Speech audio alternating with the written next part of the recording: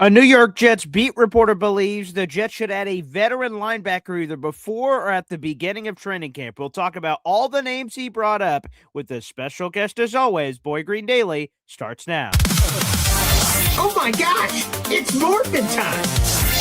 To me, talking New York Jets is my superpower. Boy Green Daily starts now. Wow! Boy Green Daily, Boy Green Daily, Boy Green Daily.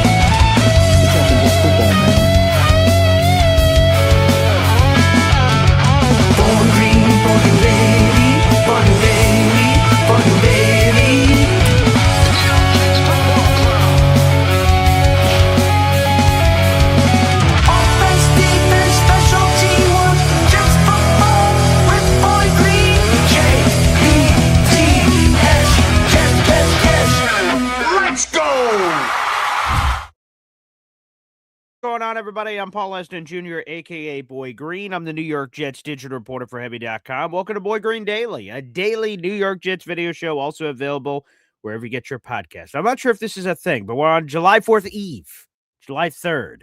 Happy July 4th week / approaching the weekend coming up. Hopefully you guys get to spend it with family, have some burgers, have some dogs, have some fireworks, have all that fun jazz. It should be a wonderful time. Thank you for joining us this morning, whether you're watching live on Facebook, YouTube, or Twitter. Perhaps you're rewatching the show later on your Friday, or the audio-only version of the podcast. Shout out to the Believe Network, Apple, Amazon, Spotify, all the different places you could possibly view the program. So appreciate you out there in the audience, baby. Let's frickin' go. It's a Friday. You know what that means. You know what that means. Let's bring him in. He is the author of this wonderful book, Beyond Broadway Joe, the Super Bowl team that changed football. And we've been having several members of the Super Bowl III team on the show, and we'll talk about that, perhaps a little bit of what is to come. But let's bring him in. It is Bob Lederer back in the United States of America. Bob? Back in the USA. I didn't know if you were coming back. Getting up at God knows what time o'clock. Wow. Did you question your life decision saying, you know what, after getting up in the afternoon, I think I'm toast. I think I'm done. I don't think I'm going to do this I was able anymore. to get a nap in and everything before I came on. Yeah, well. It was in Israel. No, it's we have a wonderful family there, and I have 5 great grandkids who my wife and I love endlessly.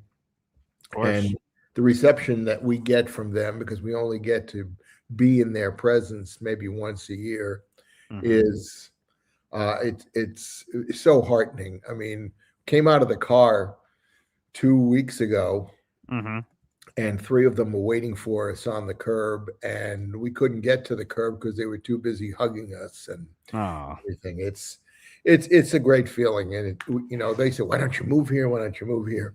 And I just say at this point, Boy Green. Yeah, say that obviously. So sorry, grandkids. Save up all your Bob Lederer love and the Lederer family love for when he visits once a year. So they're just like Santa.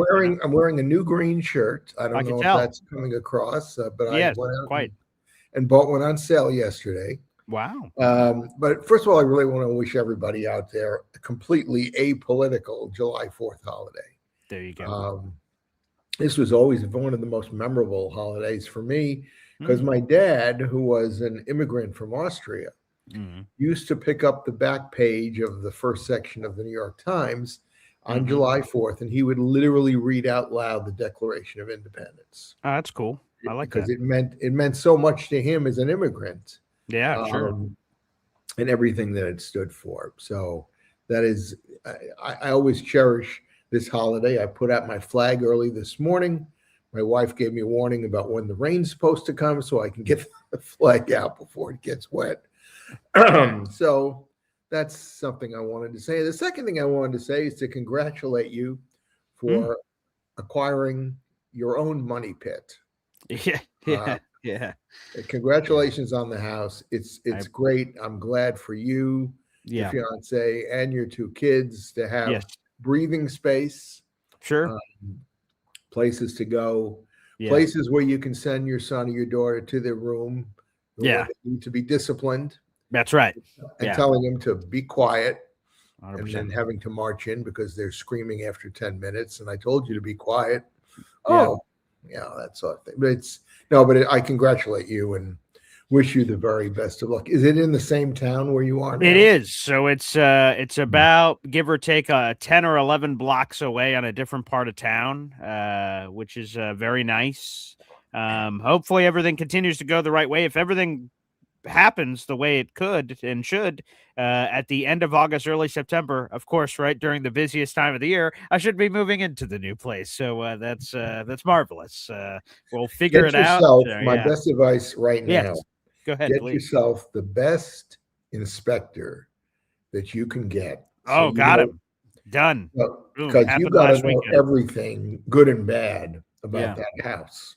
Yeah, thankfully I did. Yeah, it was either all the weeks are blending together now, but it was either last weekend or the weekend before. I hired a great home inspector, went through the place pillar to post, give me a full report, good, bad, ugly. And thankfully the sellers were like, all right, no problem. All our wants of fix this, fix this, fix this. I said, sure, we'll work on it. So that looks like it's all in order. How old is the home? 150 years old. Really? Okay. Yeah. It's got charm. It's got character. Well, no, my twin brother up in Rochester bought a home. God, at this point now, it's got to be 15, 20 years ago. And it was built in the 1860s. Wow. And we looked at it, my wife and I went, whoa. Yeah, sure. Talk about something where you're going to need to do a lot of work, but they're happy there. And I think they've been happy there. So great. All the best, to you and your fiance. And I hope you have a good family room for the kids to run around in. Oh, there is plenty of room at this place. That is for certain. So again, blessed be he. How many square feet is it? Do you know? 1,900. Okay. No. Pretty good size. And it was 4 bedrooms, 2 baths. 2-story? Arguably 3-story if you consider the attic, which has a room up there. Okay. So yeah. Good. There you go. Nice manor.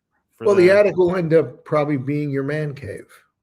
I hope not. It's hot as sin up there. That's what air conditioning is for. I guess that's true. That's got to be on the table. You put in an air conditioner, and suddenly it's comfortable.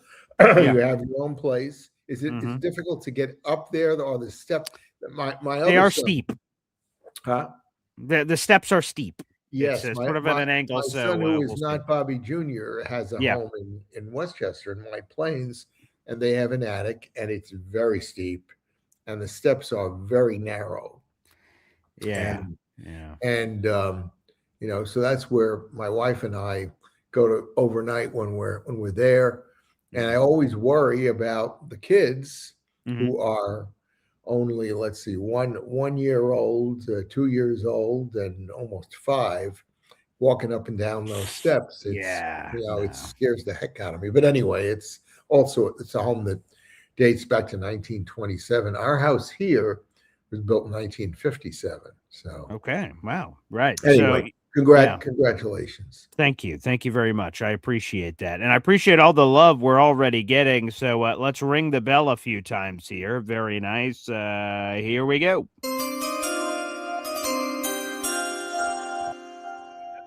It's always available at the end of the down there is Venmo. T-Town Jet sending in a $3 Venmo. Thank you, T-Town Jet. Appreciate that. Thank you very much, sir. Received. And then I see Chubb for Club gifting a Boy Green Coffee Club membership here on YouTube as well. That membership went to John Cena's real account. You can't see me. There we go. John Cena's real account. It's great to have you aboard the Boy Green Coffee Club. Thank you, Chubb for Club.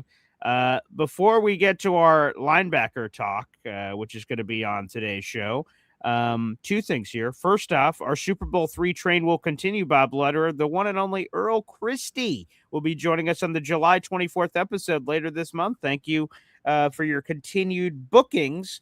Sounds like this has been a raving success for us with Mark Smolinski, Carl McAdams, with Janice, with Mark. It's been pretty spectacular so far. Yeah, well, I will guarantee you Earl will not be short on verbiage. Excellent. He is very effusive. Okay. And he's had a very interesting life, since his Jet days, which he will tell us about in great detail. I'm curious if you've gotten any additional feedback on Carl after his appearance last week, which I think went really well, especially when you overlook some of the technical difficulties.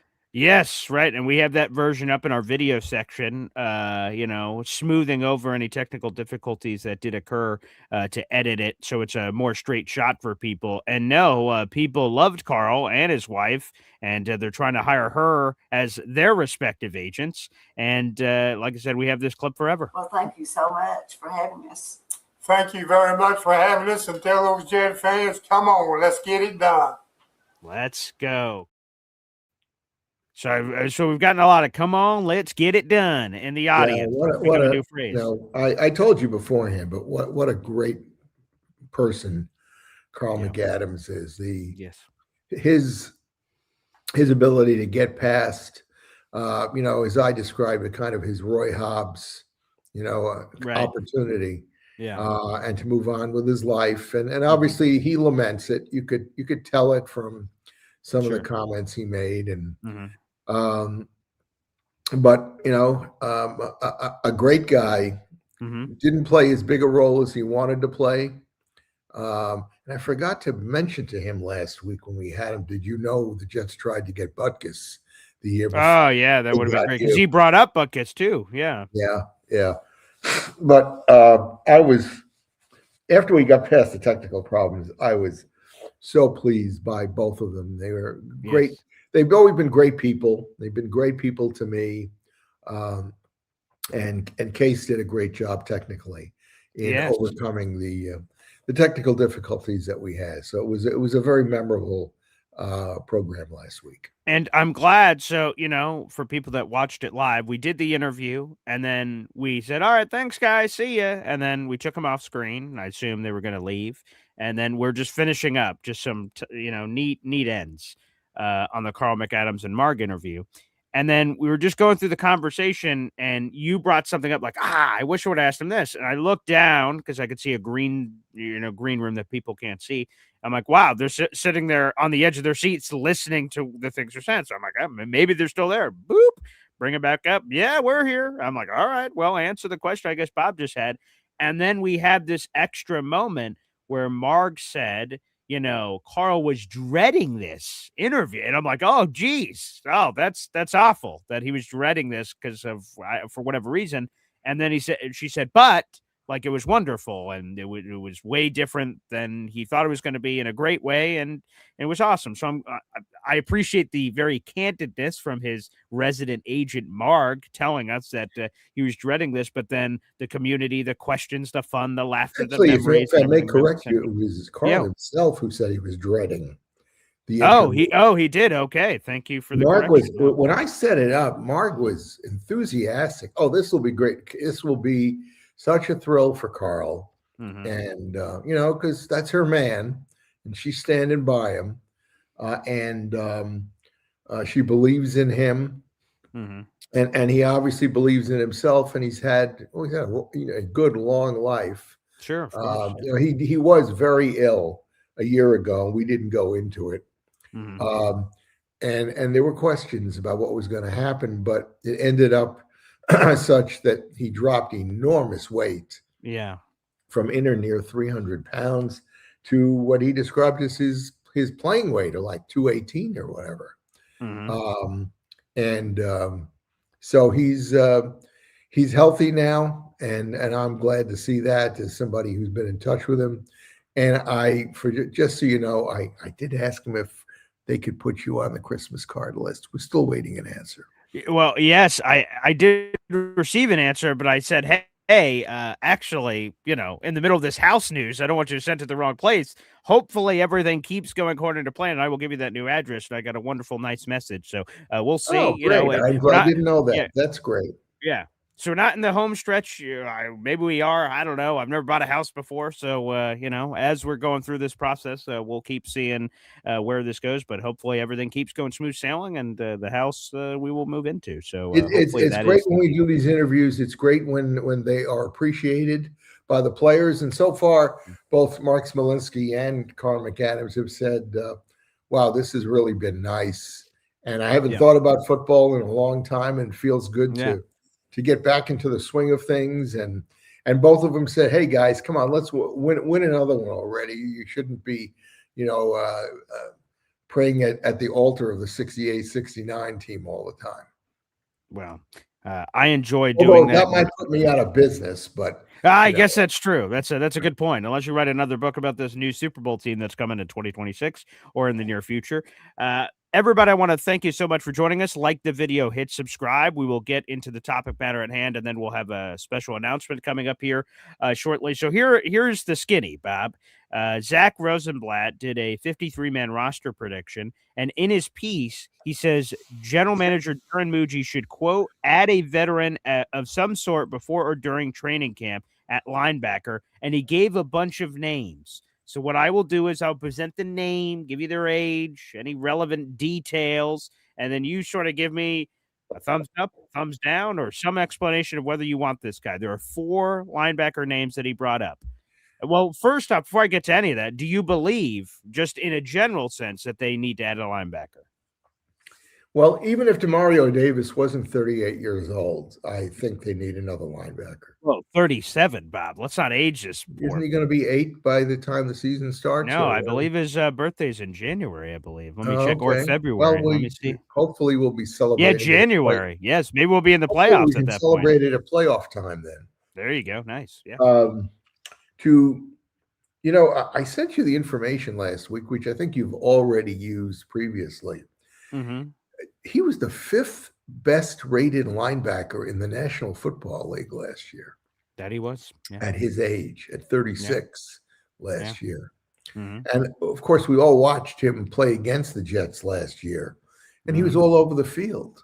Yeah, crushing us. Yeah. Yeah. And I have no doubt that he will be both a motivator, an inspirer, and a mental assist to the rest of our linebacking core. But God forbid he gets hurt. And I almost wouldn't even play him in preseason. No, I wouldn't either. Definitely not. Just to be sure he's okay by opening day, and because it's going to be a tough season as it is. But he's missed one game, by the way. He's missed one game due to injury in 14 years. One. The other game he missed was COVID protocol, so he just was restricted. He couldn't play even though he was healthy enough to play. Wow. So one game in 14 years. That's pretty good. It's pretty good. That's pretty darn good. But they need other veteran linebackers just to work with the young linebacking core that they have. If any of the guys that were rookies last year have any potential that they can live up to, it's going to need some really good caretaking by the linebacking coaches and by the veteran players who can give them some tips on the sidelines between efforts. So, yeah, I think they do need, some more veteran presence. All right, so I will list the 4 names. We'll go name by name by name. Here we go, and Bob, you could share your thoughts. I will go in age chronological order from youngest to oldest on this list of 4 names that he brought up. This is Zach Rosenblatt of The Athletic. Again, we have an article in the YouTube description down below. We'll start off with the young man, Kenneth Murray, a former first-round draft choice in the National Football League. He's 27. He'll turn 28 in November. He played his first 4 years in the league with the Chargers. He played with the Titans in 2024, and then he was most recently with the Dallas Cowboys. Kenneth Murray, the former Oklahoma product. And if you look at some of his stats, and there's obviously other numbers that you can dive into on Kenneth Murray for those, but he sort of was just a guy last year. I don't really see a lot of impressive statistics for old Kenneth when he was with the Cowboys. It seems like he was a rotational player for Dallas on that defense, and really the Cowboys defense had a variety of issues. He did appear in 17 games. He made 16 starts. He had 1 sack, 81 tackles, 4 tackles for loss. There's not a lot of game-changing plays. He didn't have a pick, so he should fit right in with the Jets defense if they add him in. Excellent. But what do you make of Kenneth Murray? Let me ask you, were his 16 games starting last year, were those the most he has made when he was previously with San Diego and Tennessee? That ties the most that he's ever played, which is 16. So he's never played a full 17-game season. Well, Or 80 started a full, let me put it that way. something He's never started a full 17 games. 80 He's something appeared. tackles in 16 games, works out to like 5 tackles a game. Yeah, not great. Which is not bad. Mm. I don't know fine. what I don't know what linebacker position he played, and we know that the Cowboys' defense last year was basically a sieve. Yeah. So, okay, let's kind of put him off to the side for the moment. All right. Next. That's okay. Let's go. Thank you, Kenneth Murray, for your service. Let's go to Devin White, 28 years of age. He'll turn 29 right around the Super Bowl. Also another former first-round pick. Spent the first 5 years of his career with the Tampa Bay Buccaneers, where he won a Super Bowl. He was on the Eagles and Texans in 2024, most recently with the Las Vegas Raiders. He's also has a sterling resume of a former All-Pro, former Pro Bowl, all that jazz. And so, again, this is sort of a good news, bad news scenario here with Devin White, because if you look at this past season with the Las Vegas Raiders, he started in all 17 games. That's good. He had a pick. He had a forced fumble. He had 2.5 sacks. He had 174 tackles. So just put that into perspective versus what Kenneth just had. Yeah, so he's a tackling machine and still relatively young, but a lot of his PFF analytics were terrible outside of rushing the passer. They were all bottom 10 among all linebackers in PFF grades across it. Take that for whatever you will. Sometimes it matters. Sometimes it doesn't. What do you make of Devin White, former first-round draft choice? Isn't it a contradiction that basically he was a pass-rushing linebacker who made 170 tackles? Yeah. That was his best trait of all of it, was his ability to rush the passer as a off-ball linebacker. He had 2.5 sacks last year. It sounds like after he bounced off the offensive lineman the first time, he went back into coverage. That's it. Yeah. Devin White. I mean, really, doesn't that strike you? All those tackles for a pass-rushing linebacker? Strange. Yeah, that to me, I don't know if he's a pass-rushing linebacker. I just think that he is a linebacker that has some juice randomly as a pass rusher. And I would say that could be a good thing or a bad thing. That means everyone is getting through the defensive line and he has no choice but to chase down these people. And he's racking up tackles because his defense stunk. Or he's a heat-seeking, seek and destroy linebacker where he goes after somebody. So I guess you could perceive that in multiple ways. Next. All right, let's move on. We got Bobby Okereke, 29 years of age. He turns 30 later this month. He's a former third-round draft choice, spent the first 4 or 5 years of his career with the Indianapolis Colts. He's been with the Giants for the last 3 years, and he's been a free agent ever since. So you got old Bobby here, and I'll give you all the statistics on one Bobby Okereke here. Coming out, people mispronounce his name as Bobby Okereke, which I think sounds pretty cool too, but that's neither here nor there. Let's get to him here. Here's the good news. Over the last 1, 2, 3, 4, 5 years, he started in at least 12 games in each of those seasons. And in 4 of those 5 seasons, he started at least 16 games. So he has a ton of experience, certainly. Last year on the Giants, he had 2 picks. That's terrific. 2 more than the entire Jets defense had. He had a fumble recovery. He had a sack. He had 143 tackles. What do you think about, save him on moving costs? We're just talking about moving earlier. I was going to say, what do you like him? Boy, the moving bill will be 0. Yeah, there you go. Bobby would be for that, I would assume. Yeah. I don't get to watch the Giants, or I can, but I usually don't watch them that carefully. But I think the Giants defensively have been okay. They've had moments. I'm not going wild about Bobby Okereke, but I think we don't know who the magical fourth guy is you're going to recommend. But so far, I would say to all 3 of these guys, would you like to come to camp and get a tryout? And let's see how you fit. All right. I mean, they're all free agents. Correct. They all are, want to get a job. Mm-hmm. They all have some merit in their background. Mm-hmm. And were up until Okereke, they were high draft picks. Yes. So there's potential there.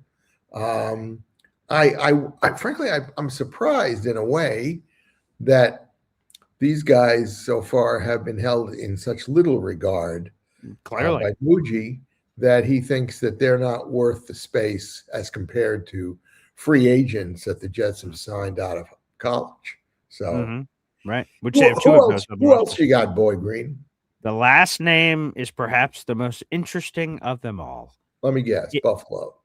You're damn straight it is. It is Matt Milano, who's 31 years of age. He turns 32 later this month. He entered the league. He's the latest of all these guys. He was a fifth-round draft choice in 2017. He spent his entire career with Buffalo from 2017 through 2025. Former All-Pro, former Pro Bowler. And before I get into his statistics, here's just a little story I heard when I was at Buffalo Bills training camp many, many years ago. It's probably 2018. It's a long time ago. Josh Allen's rookie year when I was at training camp, and I was hanging out with the media. And my buddy Sal Capaccio, WGR 550, used to be the Buffalo Bills sideline reporter, and he says, "Hey, I've got a story for you." I'm like, "Oh, I love stories. Tell me." He's like, "Did you know that Matt Milano is a diehard Jets fan?" I'm like, "What?" I'm like, "Your second-year linebacker is a diehard Jets fan?" He's like, "Yeah, his family grew up Jets fans. They're massive Jet fans." I said, "Oh, back then he was very good." I'm like, "Oh, can we have him?" He's like, "Haha, no." And but I put that back in the filing cabinet. I said, that's interesting. And now they have a chance to potentially bring this former Jets fan back home against his old team. So that would be very interesting. But of course, the story, unfortunately, on Matt Milano is injuries. Last year, he started 12 games.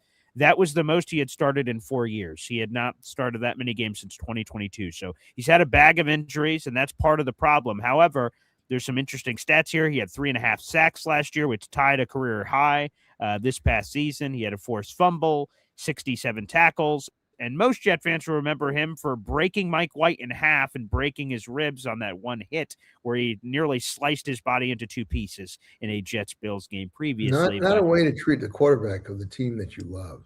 Definitely not. But he definitely let them handle it. Paul, what kind of injuries has he had?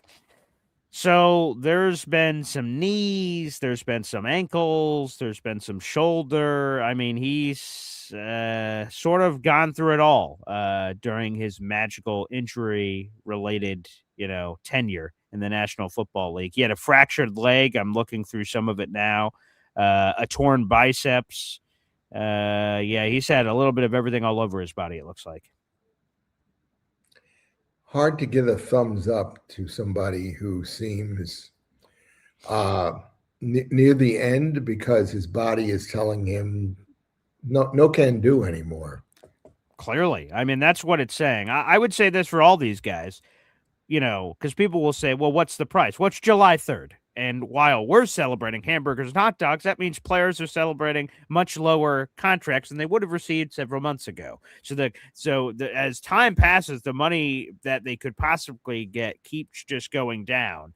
So to me, any of these guys, and you guys can all debate them or talk about them, we'll get Bob's thumb of approval on which of the four he prefers. Hell, you could be the Giants. They worked out 3 receivers and just said, we'll sign them all. Juju, Braxton Berrios, which was strange. You normally don't see like 3 wide receivers compete against each other and the team just says, okay, we'll just sign all of them. That was very unique. So I imagine this wouldn't happen in this potential scenario, but they're all low risk versus potentially high reward. Some of them have higher ceiling rewards than others, but do one of them jump out to you, Bob? No, and I think that one of them. Well, I mean, the first 2 guys at least can play and don't have an injury history.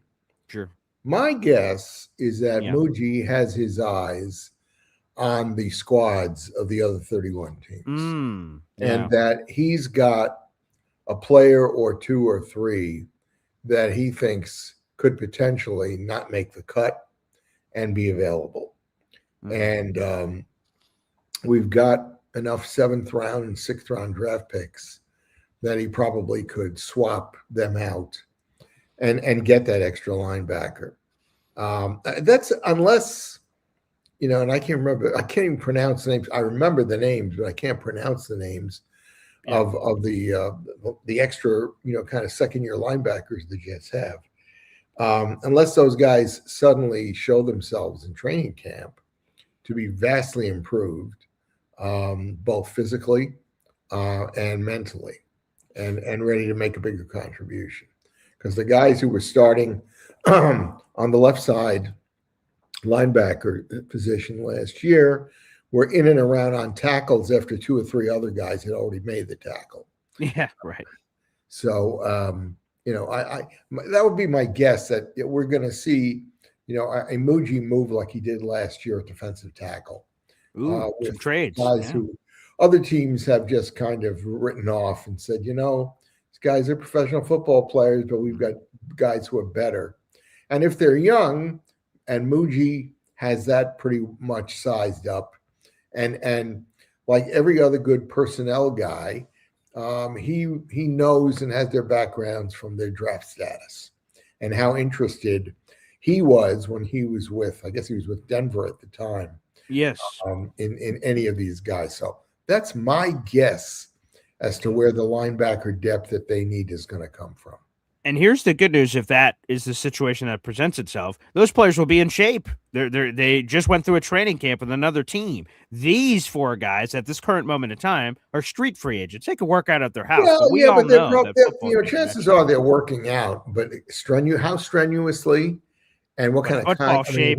Who are they working out against? Other high school or college players? I mean, right. it's not like having that third string quarterback, who's throwing to, guys wherever he lives just to keep his arm and his legs in shape. So, but I think that Muji he's a forward-looking guy, not a backward-looking guy. Right. And most of the guys he's come and brought into the organization were young and had just not made the mark with the teams they were in, and yet old Mooj has had his eye on them for a while and said, hey, let's take a shot. And by the way, I see Barber saying torn biceps like ABT. ABT, as I'm playing Dr. Operation here, that's actually one of the injuries he did not have. He had a torn triceps and a torn Achilles. So not torn bicep. If you're thinking Jet player that had a torn bicep, that'd be Brett Favre in 2008. And he hid that injury from the team, and we went 1-4 down the final 5 games after starting Boy Green, have you seen the reports coming out of Las Vegas? What's that? Okay about Fernando, and others saying, whoa, he's just not catching up very quickly to the pro game. Have you seen those reports? I have seen the conflicting reports where some people are on him, some people are not, but that's why you have Kirk Cousins. And I believe that the lean of one Clint Kubiak from his previous comments, even before he became a Raiders head coach when he was in Seattle, is he seemed to be a proponent of veteran quarterbacks playing and young quarterbacks learning behind. We've heard that about, Jalen Milroe was never going to start over Sam Darnold last year, but like he talked about that marination process behind the scenes. I think that's going to happen to our buddy Fernando. So I think when the Jets play the Raiders later this season on November 1st, I fully anticipate, outside of injury, that will be Kirk Cousins. But quite interestingly, they're making the point that a lot of scouts did. Okay. That what do they call it? The RPG that RPO? The RPO that Indiana was running, that Fernando had really perfected,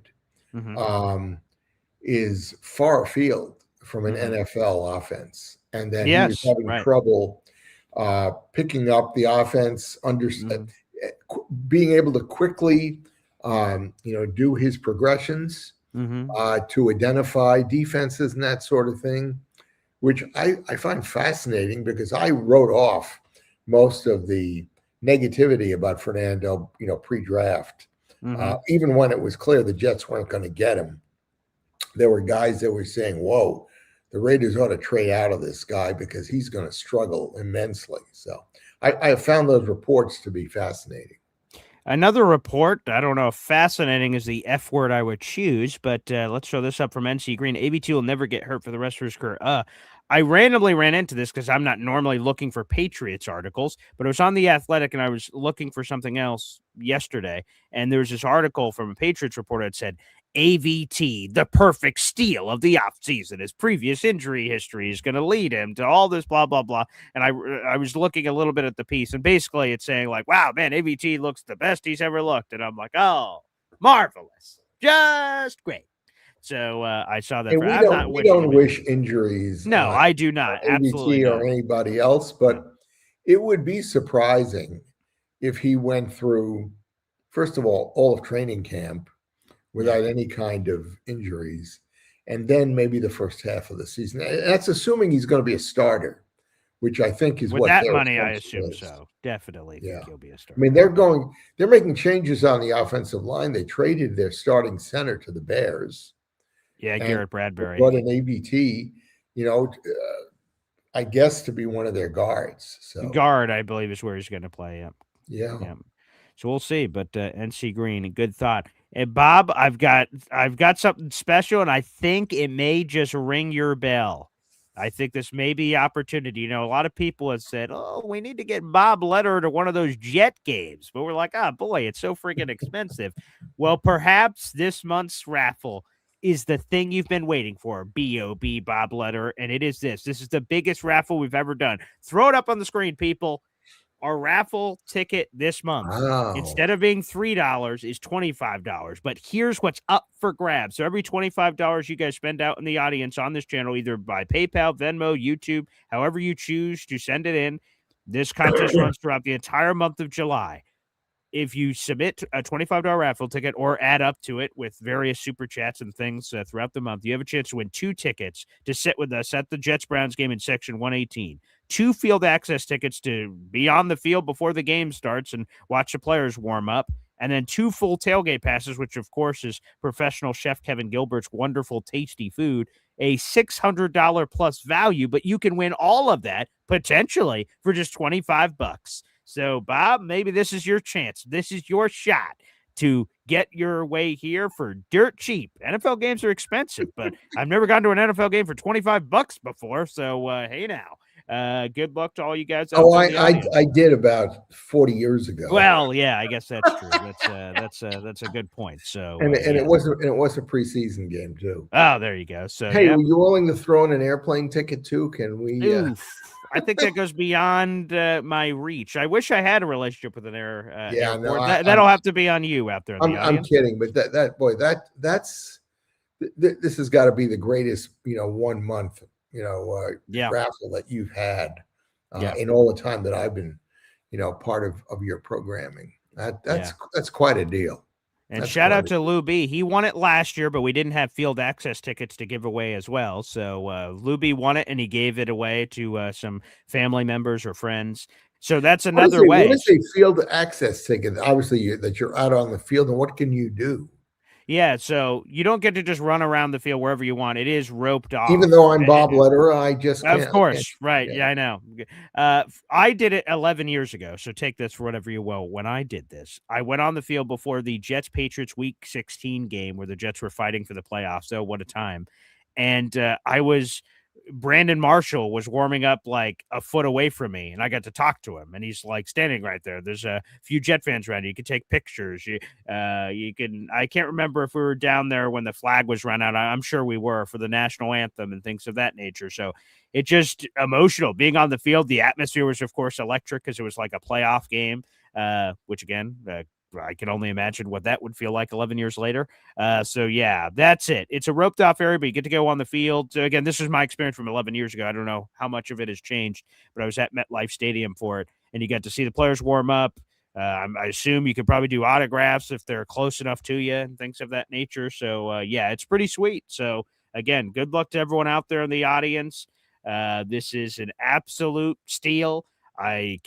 Someone's going to win this clearly, obviously, we'll give this away on August 1st.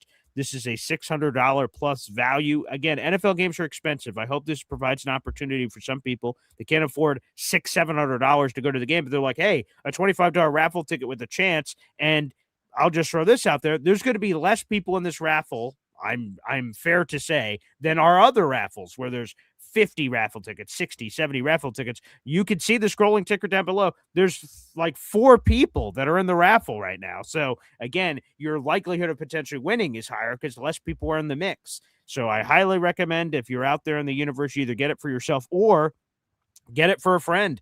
Get a raffle ticket and they give it away as a gift. This would be a pretty tremendous gift. So let's go. This is some kind of deal. This is some kind of deal. All right, we'll see if Bob jumps on this, and maybe we'll see Bob Lederer for the Jets-Browns game of Week 5. By the way, Hop on Pop, a couple of things here. He says, Bobby sent you a bunch of books that you can autograph and sign of Okay. All yours. right. Excellent. And if you're listening, Hop on Pop, I hope you give me an idea of what you want me to say. Yes. And it's kind of interesting. I've been looking at Amazon at the books and availability. Yeah. And Amazon now is kind of recognizing they need more books because they seem to be selling more Excellent. Beyond Broadway Joe books. So Love it. I've said before that I need to sell something like 12,000 copies of Beyond Broadway Joe before royalties kick in. Yeah. And I've often wondered if HarperCollins, who published the book, had actually printed 12,000 copies that could be sold. Yeah. So, my wife had said, how many have you sold since you started, appearing with Paul? And I went, it's hard for me to estimate. Maybe a couple of hundred. We'll see. But yeah. But anyway, it is interesting. And I just go on Amazon once in a while just to see about availability. And it's the last time I looked, it said there were no hardcovers, but there were orders on the way. There were copies coming on the way. So excellent. So there you go. Oh, hopefully we'll see. So Hop on Pop is sending a bunch of books to you. I'll be buying a bunch of those books for my pop too, because I'll be including them in future raffles that'll be autographed by Bob Lederer, which will be super cool. It'll be great to promote you, Bob, and for those out in the audience that may not have some of these. So we'll be including some autographed copies and future editions of the Boy Green raffle, which will be awesome. So yes, and Bob, if you get those books and you haven't heard from my pop yet, I'll definitely reach out to you. Okay, great. And make sure we get it signed. I have to tell you that one of the touching moments of my trip. Okay. After the Carl McAdams interview, I came downstairs, and my granddaughter, who just had her bat mitzvah, so she's 12, said to me, "So who is this guy that you were just interviewing?" Yeah. And I gave her a little bit of background, and I said, I wrote this book. And she says, yeah, I know. I know we've had it here. I said, well, you can read the chapter about him. It's only 5 or 6 pages long. And I said, in fact, if you would, I'd love you to read the chapter and give me some feedback. And she took the book, read the chapter, and about 15 minutes later went, come here. And I sat down with her and I said, so what do you think? And she said, I really feel sorry for the guy. He really had such great hopes, and he wasn't able to do what he thought he would be able to do. I said, well, that's good. I said, did you find it interesting? Because she's not a football fan at all. Yeah. And she said, I found what you wrote about him as a person to be very interesting. Because it was, and I said, I can't tell you how good that makes me feel. And she said, Grandpa, did you mention any of the other grandkids in the book? And I said, well, as a matter of fact, in the acknowledgments in the back of the book, I did write about your Uncle Mikey and your Uncle Charlie. But I mentioned, your mom and your dad. And I said, but there's also something else there. And I showed her the line. And the line in the acknowledgments near the end says, I can't wait for my grandkids who are too young to read or write. This is 2018. Right. To be able to read the book and appreciate it for what their grandpa did. And she said, so she closes the book and she says, this is a really impressive cover. I said, thank you. Yeah. And she said, so I'm glad I read the chapter. I said, and I'm glad you are too. And she said, how come you didn't ask me to read it before? And I went, well, I wrote the book in 2018. And how old were you in 2018? She said, I was 4. Yeah. I said, you weren't really able to read at that point. She said, good point.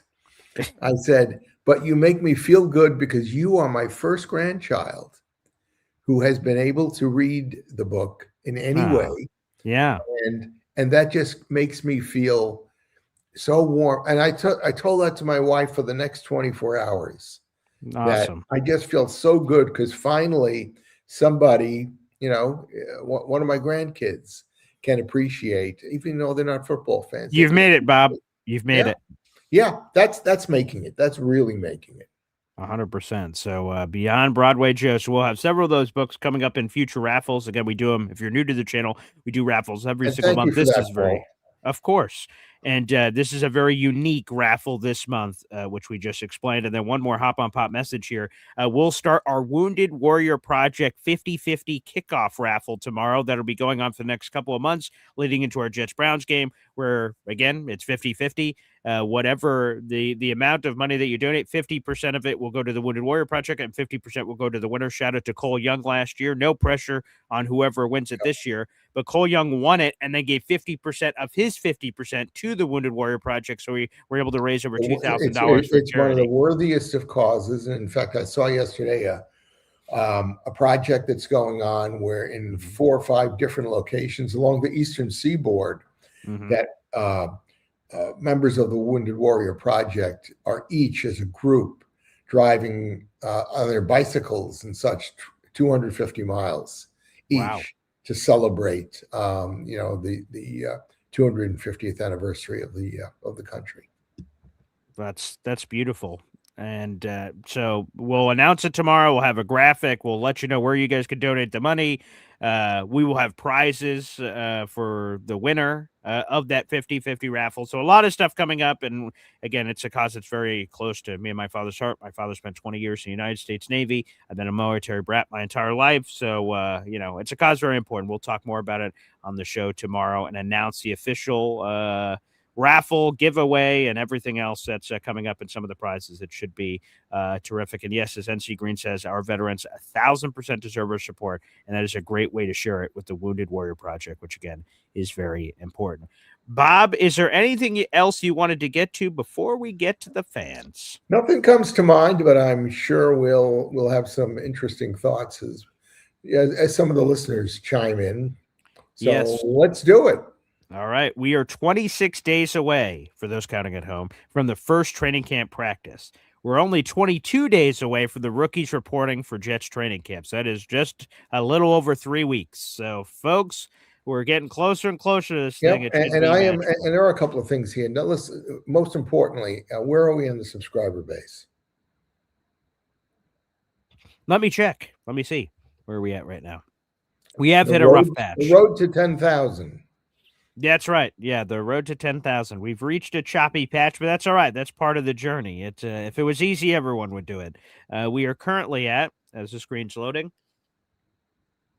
we are at, actually, we've lost a bunch of people. We're at 8,673. That's it. So we're still, so we've lost a few people. We had about 10 more than this last week. So apparently they've hated what I've said, which is okay. That's happened to me before, but we'll see if we can rally the group, get them back, get that engine back rolling. That's where we're at, Bob. And we can talk a little bit about plans for future Super Bowl Jets. I've been in touch with a couple this week who said they'd be willing to come on. We've got to work out the logistics of it. Sure. But we'll probably have a couple of additional guys beyond Earl Christie before training camp begins, since we have this kind of lull before the storm. And I'm just happy to say that the people that I called both said, "Oh, hey, Bob, how are you? Nice to hear from you." And sure, I'd be glad to, be interviewed, again by you. So we'll have some announcements coming about that shortly. I can't wait. All right, folks, we'll be right back after this halftime out. 1, 2, 3.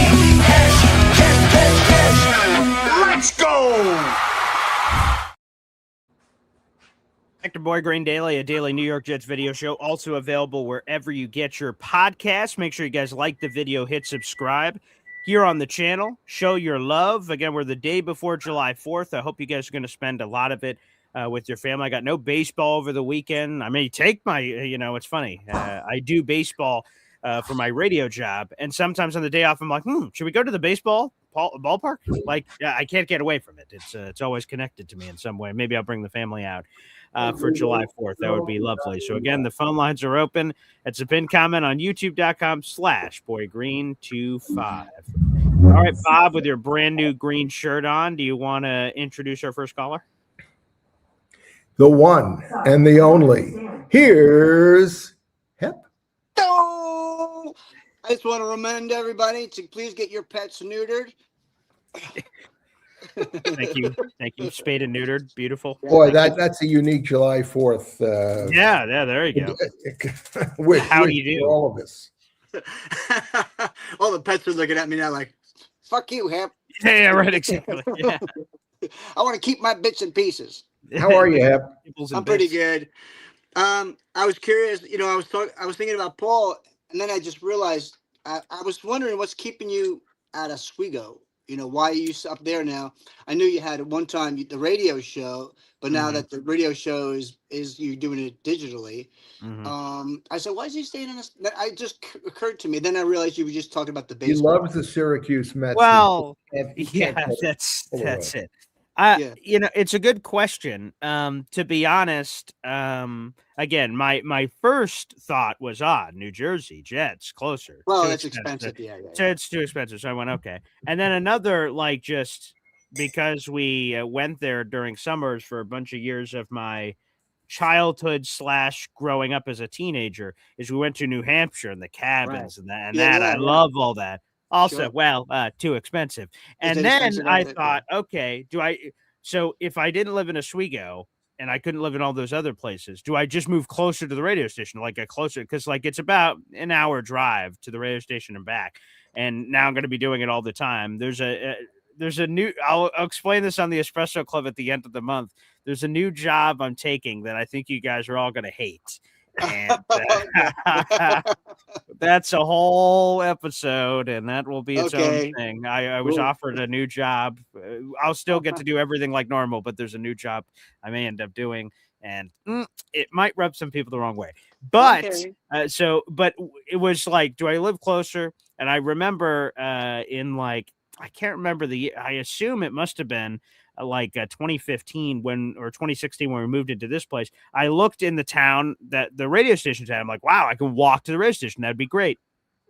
And we went to this place. Me and my fiance visited this place, and the floors were all warped, and the windows were broken, and there's high crime activity, unfortunately, in the city. And this landlord sort of showing us around, and me and my fiance look at each other like, no way. And then anywho, as we're about to say, yeah, thanks anyway, the guy's like he suggested that we were too high on our hog. He's like, hey, you're not going to find a better price than this. And I'm like, well, then I guess I'm not moving to this town. I was like, yikes. Because there was also this window that had clearly been broken into before, that people have climbed up on this roof and have broken directly into the house. And I'm like, that's a no-go, buddy. So anywho, I don't know. There's just a certain charm to this town. They have these little festivals. That reminds me when we were checking out the houses in our neighborhood. Yeah. In 1989. And we go into the basement, and everything in the basement, from the water heater to the washing machines and everything else, were on stilts. Oh. And we said, has there been flooding here? Okay. Yeah. Oh, no, there's been no flooding here. There's been no stinking flooding here. I mean, I looked at the realtor who was related to my wife, and I went, what the? Were you trying to stick us with this elephant here? Yeah, exactly. So I don't know. There's just a random charm about this little city, and if I can't move all the way out there, to me, there's no halfway move. It's either I'm there or I'm not. And if I'm not, again, I'm going to be going up a handful of times, perhaps this year. It's a 5 or 6 hour drive, whatever it is, and so be it on these loner random month trips, I don't mind it. But yeah, hopefully the end goal is one day living in New Jersey. But you know what? If this ends up being our forever home, then so be it. So you're driving. There's Justin Jett. Hey, Oh my God, the spitting image. there you Look at go. that. Love you, son. Let me tell. I'm gonna sign off, guys. I got my work All right. to do. Yeah, appreciate it. Thanks, Hep. There he is, Hep. Well, how long joining a us here. drive do you have now to the station for your Syracuse Mets work? About an hour, give or take. Wow. Okay. Yeah. And so I go there. Let me see, on a common week, 1, 2, 3, 4, 5 days a week. And then this new job that I may get, it's quite frankly, I've already received, but that job would also be 5 days a week. So baseball goes from like late March to middle of September. Yeah. This new job that I've been offered is all year long, and it's 5 days a week, Monday through Friday at the radio station. So I would do that and all my other jobs. So I would just figure it all you out. just stay at would stay at the same radio station and just do the Syracuse. Correct. Mets Yes. And then do this other job that I've so been offered. you'll be a double threat. Yes, right. So unfortunately, if my family enjoyed seeing me, when we get to August, which I believe is when this job's going to start, for August and September, I'm going to be at the radio station 5 days a week from 9 in the morning till 11 o'clock at night. So I'll have a couple of long days at the radio station. I'll have to bring my gear for some of those shows. We'll have to see how it all ends up working out. So you'll do your Boy Green show from there? No, the actual Boy Green show, I'll have to, some of those, I guess, our Friday shows might be a little bit shorter in August. So we'll see. Or moving forward, I mean, we'll see. We'll see what those end up being. I'll have to see in the timing of how early I have to get to the radio station to set up these shows. I mean, I can't see how you're going to get to if you have a 1 hour drive, how are you going to get to the radio station, do a Boy Green show, then get to the radio station and get there by 9 o'clock? Yeah, we'll figure it out. We'll figure it out. Okay. Whatever it's going to be. Yeah. We'll figure it out. Maybe there's some adjustments I could do to figure it out and make sure that it all works. So we'll figure that out as well. And yes, as Hop and Pop is saying, we will continue our schedule or my Pop's schedule prediction. He's been giving his record prediction for the Jets, and we're doing it in pieces. Tomorrow is the next quarter of games to talk about for the schedule. So that will be coming out with the Hop on Pop Wounded Warrior raffle. That'll be coming up as well, Bob. So that's all around the quarter. It's all around the quarter. I see Dave Briga saying, do proper inspections of the properties before purchase. Thankfully, we just did that. Like I said, it was last weekend or the weekend before. Had a home inspector look at it from basement to attic, and he gave me a full report. Here's the serious things, or the things you can, the to-do list for several years down the road of owning a home. And so, you know, he gave me a full report, thankfully, and he looked at the house for 3 hours. So, yeah, it seemed I didn't know any home inspectors before this, but he seems like he did a marvelous job. Yeah. So when are we expecting the Boy Green 12-5 prediction to come out publicly? That's a good question, because me and my pop were talking about it for sake of time as we were both going through it. So we're going through each game in depth, talking about what they did last year, what they're doing now, what additions they make, what subtractions they make for each of these teams, and would we each have time to give these full-length predictions? So I just said, Pop, we go through this process. You give your full-length predictions, and I'll give it at some time in the future. We'll see what's up. Who knows? Could it be 12-5? Could it be 17-0? Could it be 15-2? I picked up my Chicago Sun-Times while I was away, looked at the digital version, and they had a story that rated the NFL teams 1 to 32 as far as their strength. Okay. They have the Jets rated at 31. And how many teams are there again? 32, I think. Oof. No, you're right. It's 32. And they had us better than the Cleveland Browns. Okay, there you go. Nice. But worse than the Miami Dolphins. What the?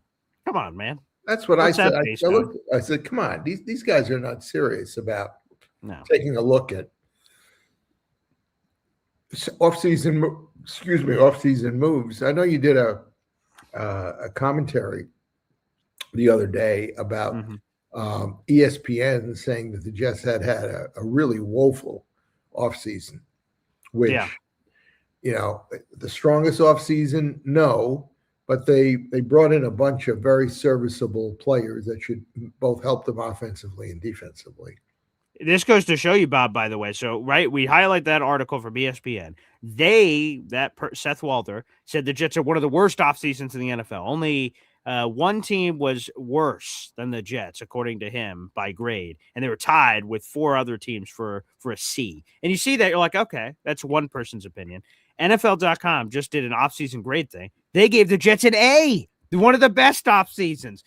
So beauty is clearly in the eye of the beholder. One analyst says the Jets are one of the best off seasons. One analyst said they're one of the worst off seasons. So I don't know what the hell to make of it. I think the truth is somewhere in between. I don't know if the Jets had one of the greatest off seasons. They had a lot of assets. They had 3 first-round picks. Not a lot of teams had that.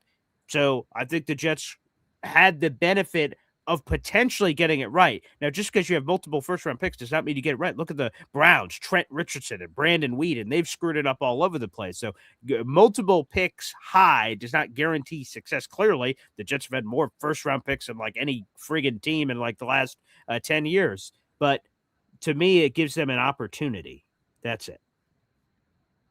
And what do you make of, and I was reading yesterday about this, about the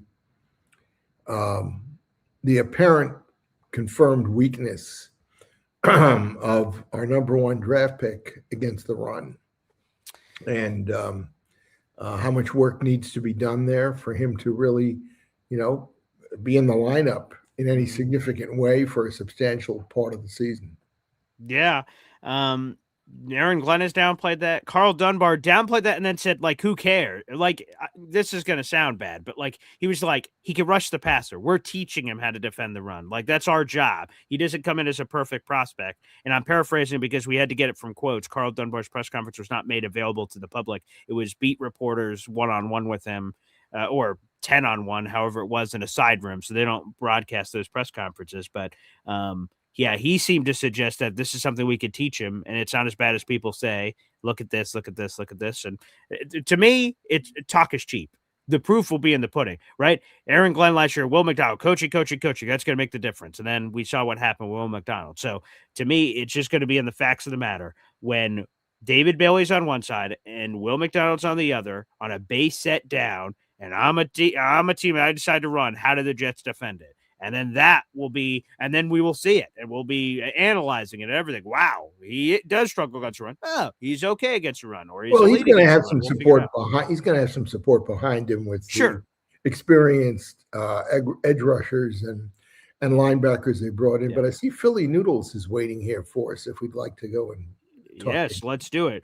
I'll just address Lou B real quick. He says, I want BG to move to East Rutherford, New Jersey, as did I, Lou B. But financially, I did not find the place I was looking for, unfortunately. And then whatever the moving cost would have been to get it all from New York to New Jersey. So that pile on top of the pile of how much it would have cost, unfortunately, was too much. Hey, I wish my jobs would pay me more money. I'd love to do it, because to me, I think I told this story before. There's a couple years ago, we had Garrett Wilson on the show, and I'm very blessed that we had Garrett Wilson on the show. It was amazing, and we had it virtually. His people asked me to do it in person, and I went, oh, my God, that'd be amazing. I can interview him in person. But they said, hey, can you come down here? And I looked at the distance from my house to there.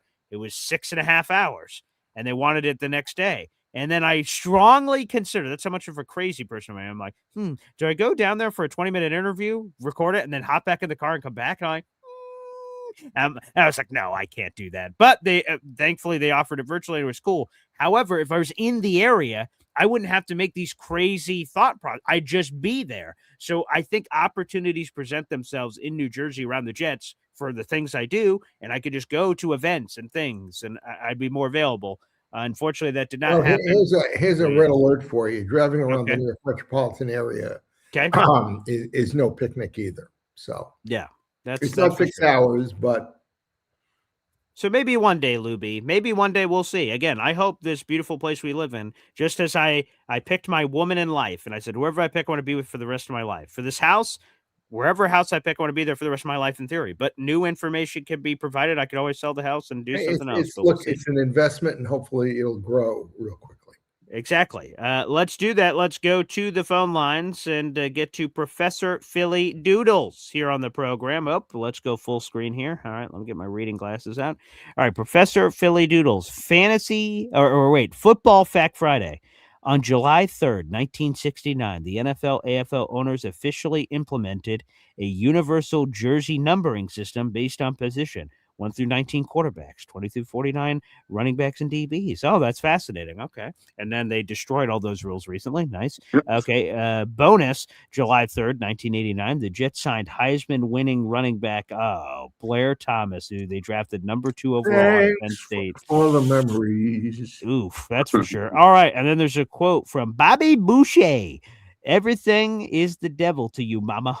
Well, I like school and I like football, and I'm going to keep doing them both because they make me feel good. Bobby Boucher, America, 250 and Muji we trust. Beautiful.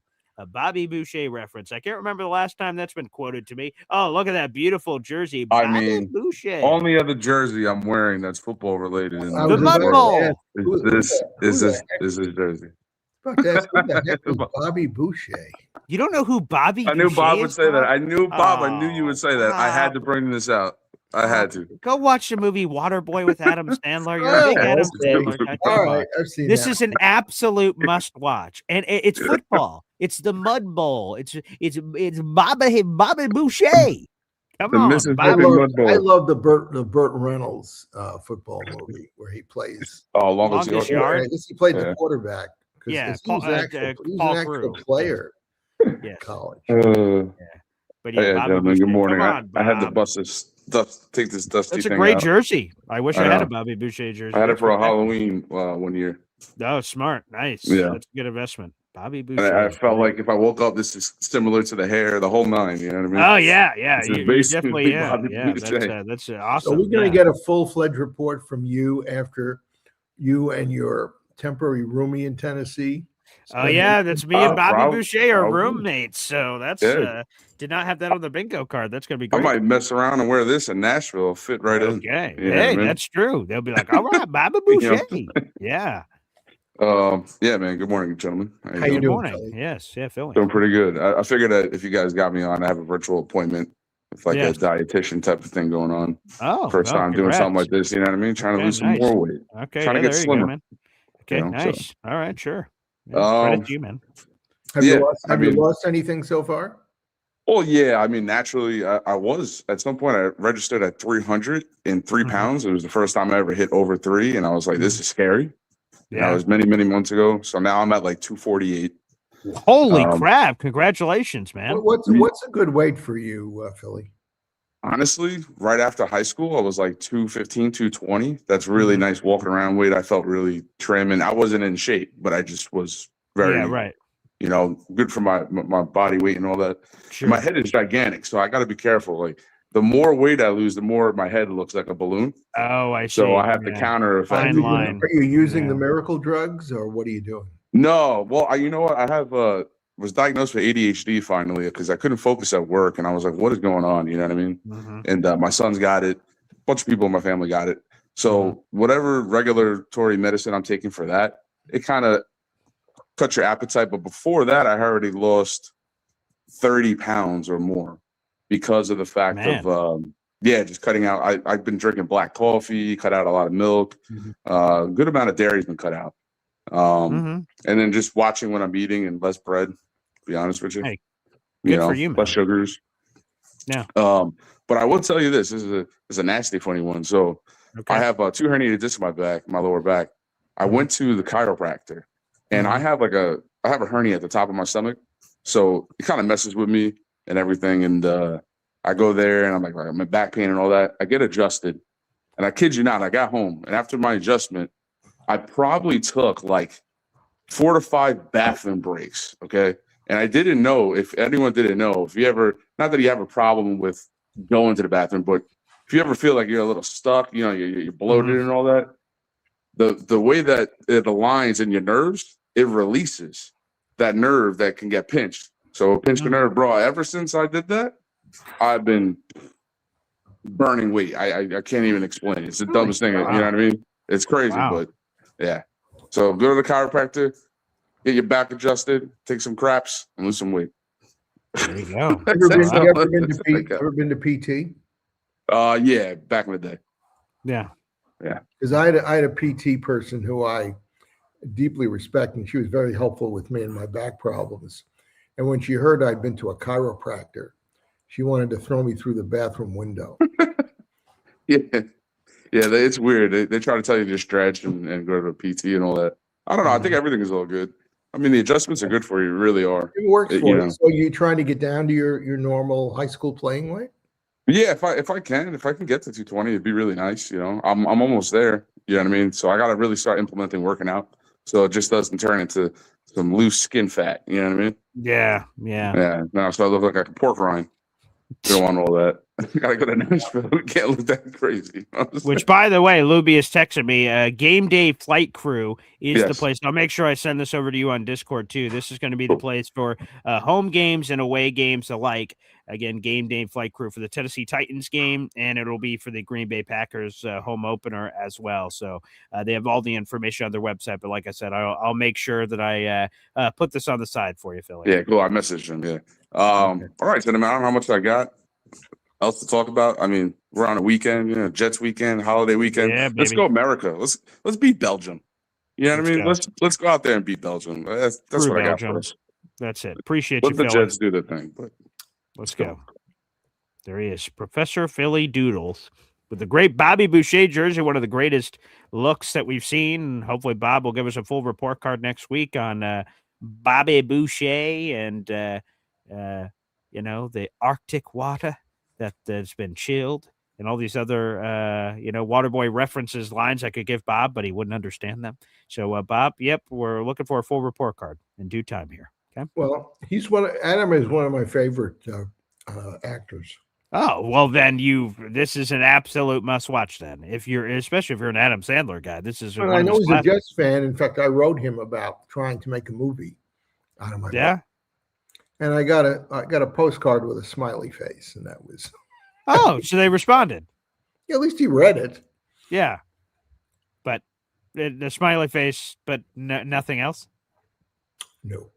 Oh, did he at least sign it? Yeah, he signed it. He signed Adam.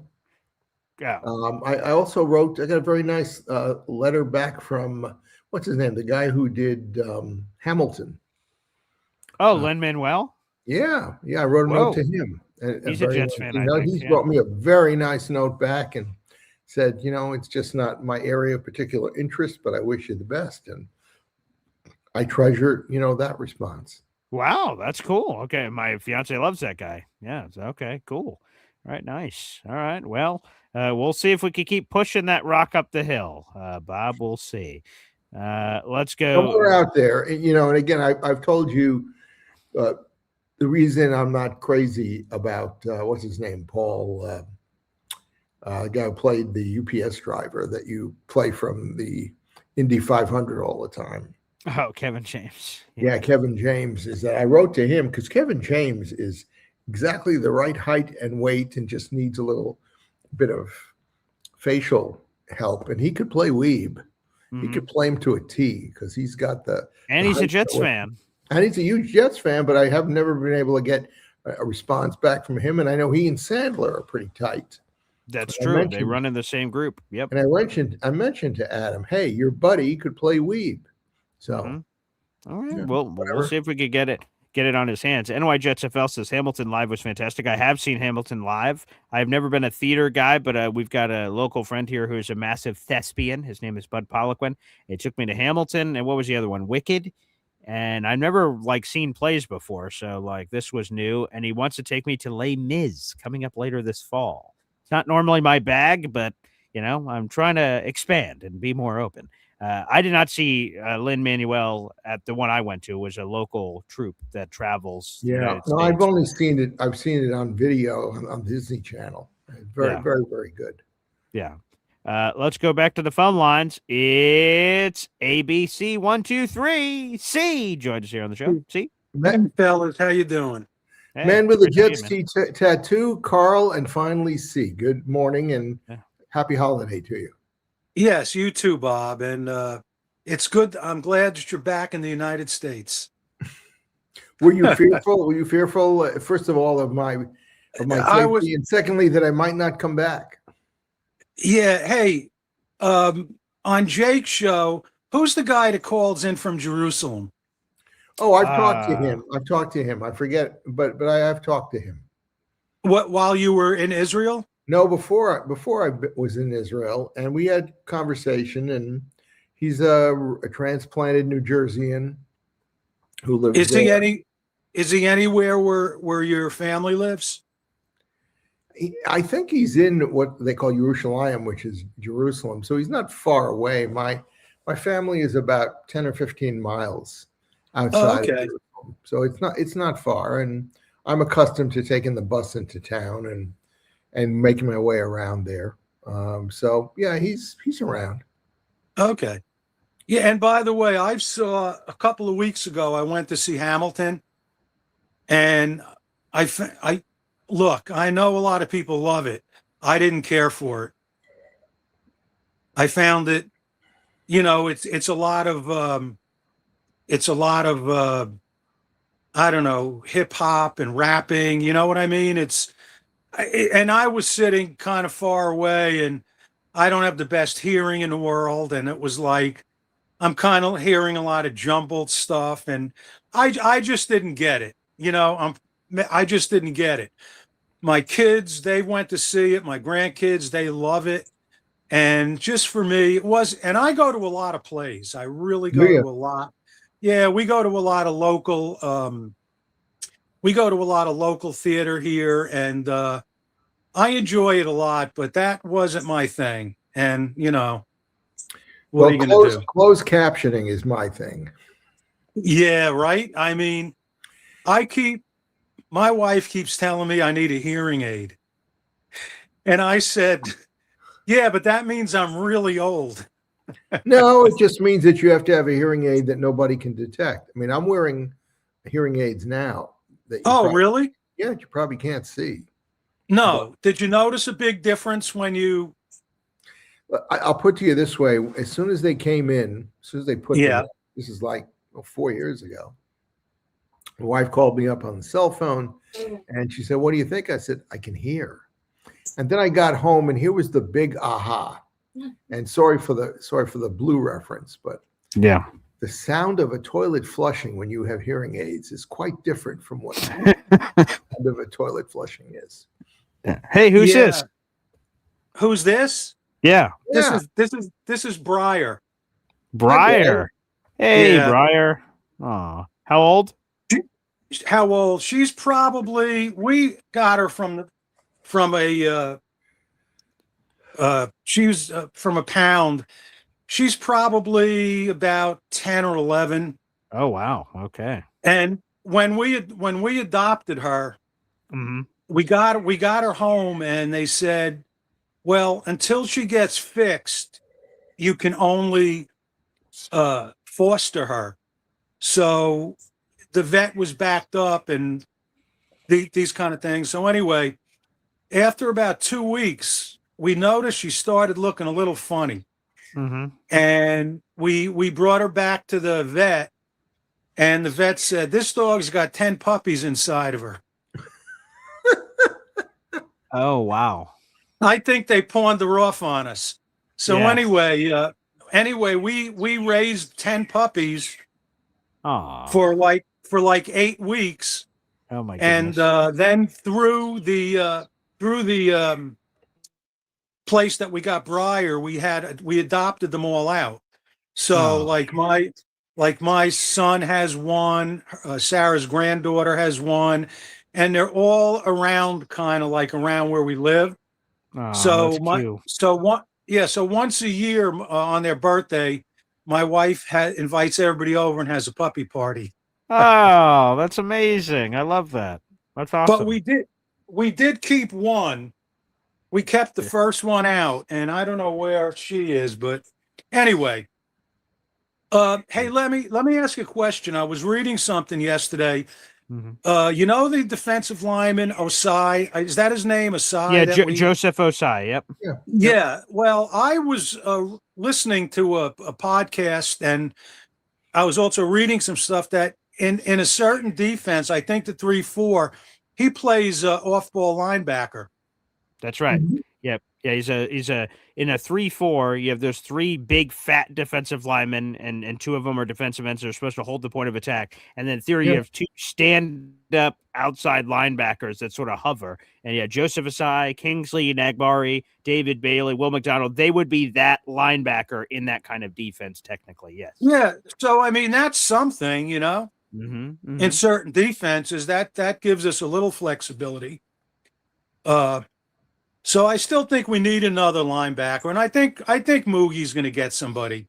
Yeah. It's you know, probably during training camp, and you know, we don't know who's going to get cut.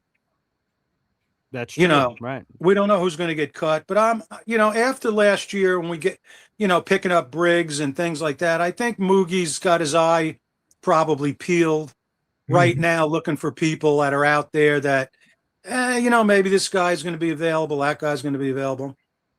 Mhm. And I was listening to Philly Noodles about he has back issues also.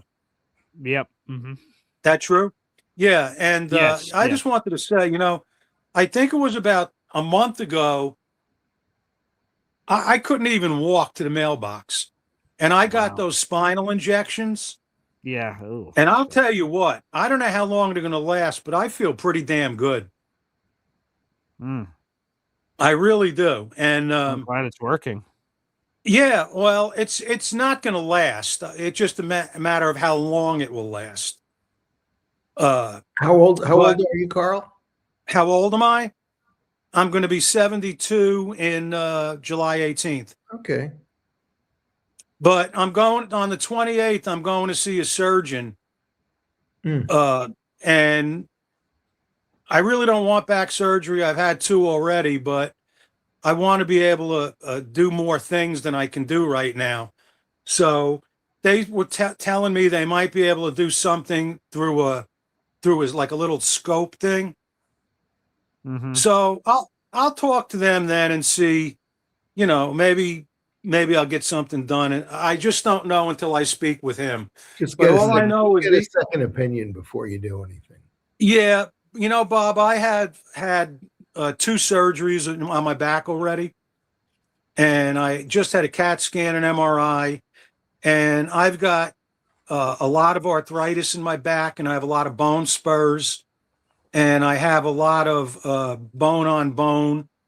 So there's not a lot you can do for something that's mechanical like that more than what I do, you know, working out and keep, you know, trying to keep your core strong. But I don't know. Like I said, I'll speak to a surgeon, see what he says. But I need to be able to at least, you know, walk around my block. You know, I don't walk my dogs Well, anymore. my advice for you, and I'm sure that Carl would agree, is that you should What's be writing all this down and burying it in a time capsule. And 40 years from now, dig it up when you're 72 yourself, and use the sage advice that comes from it. Oh yeah. I'll tell you, it's I noticed, I don't know if you ever noticed, Bob, but once you hit around 70, 71, a lot of shit starts falling apart. Mm. You know, It's funny when we were traveling, and we had two suitcases, each weighing about 50 pounds, which is the limit traveling internationally. And my daughter, who is 39, she does CrossFit. And my wife and I were struggling trying to get suitcases, you know, off the conveyor belts. Like one I grabbed off the conveyor belts, and I kept going, and I fell on the ground. And my wife said, "Are you okay?" I said, "Yeah, I'm fine. I just hit the ground." But anyway, my daughter, who does CrossFit, picks up one of these 50-pound suitcases and just kind of tosses it into the car like it's nothing. Like it's nothing. And I looked at my wife. My wife looked at me, and I said, "We got to keep her around. She's very valuable." Yeah. Yeah. I notice. I mean, I keep myself in really good shape, but I do notice that the things that I did 2 or 3 years ago, as far as even working out and stuff, it's like I'm doing the same thing, but why does it hurt so much? Well, you have to do it. You have to do it, you know, within the limits. And Yeah. I get on the elliptical and I do like 25 minutes 6 days a week. Yeah. And I do some stretching and such before I do that. So it's it's something that I can do. But I've also got the same thing you were talking about before in Philly and that is tightening my stomach muscles. Yeah. Because that's very important. Yeah. But I'll tell you, you got to do something to try to stay in shape. Stay active. That's all. Keep moving. I always said that, keep moving or else you'll rust. Yeah. You have, no matter what, if it hurts to move, it's going to hurt more to not move. That's a good point. So you have to keep moving. And, it's funny. I just was talking to a financial guy, and he said to me, you know what might be a good idea? He goes, my parents do it. He said, take one of your annuities and we can turn it into an assisted living plan. And I said, holy shit, assisted living. I'm never going to be in assisted living. Want to bet? And you're exactly right, Bob. And the more I thought about it, it's like, do you want to take this amount of money a month, or do you want to be able to get, if you need an assisted living, even like living in an apartment or whatever it is, and then paying you, $6,000 a month or whatever. And I chose that, and I'm like, holy shit, I hope I never have to use it. Well, you hope you don't. Yeah. Hey, but did you get anything out of the interviews we've done with these Super Bowl Jet players? Yes, I did, Bob. I especially the last one, and I'm like, I can't, I don't know about you, but when I think about myself, I still think about myself as a young man. Yeah. In my mind. And then when you look at somebody like Carl that we just listened to, and it's hard to imagine them on a football field playing a uniform, playing football. And it makes you think, it makes you think. It's like, but to listen to him, he was a great interview. He really was. It just makes you think that, everybody's got a certain amount of time, you know what I mean? And you just, when you look at other people, like I still refer to people, like my wife will say to me, oh, we're going, like tomorrow, we're going to a 4th of July party.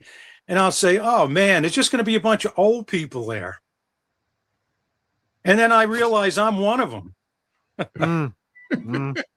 But you know what? As long as I keep thinking in my head that I'm still young, that's all I care about. Yeah, you're as young as you feel, and that's it. That's the truth. It's funny. Depending on the mirror you look into, Paul, you look a little different every day. Yeah. Yeah. Yes, you do. Some days I look like an old man, and some days I look, hey, you don't look so bad. You look like you're in pretty decent, condition. So. See, there you go. Yeah, one thing I did notice, and I'm not doing this to disparage anybody, but a lot of times, no, but come on, Paul. I'm not kidding. like that. No, go ahead.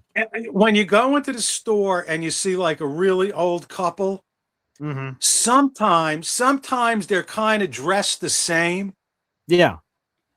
And I can't figure out which one is the man and which one is the woman. Oh.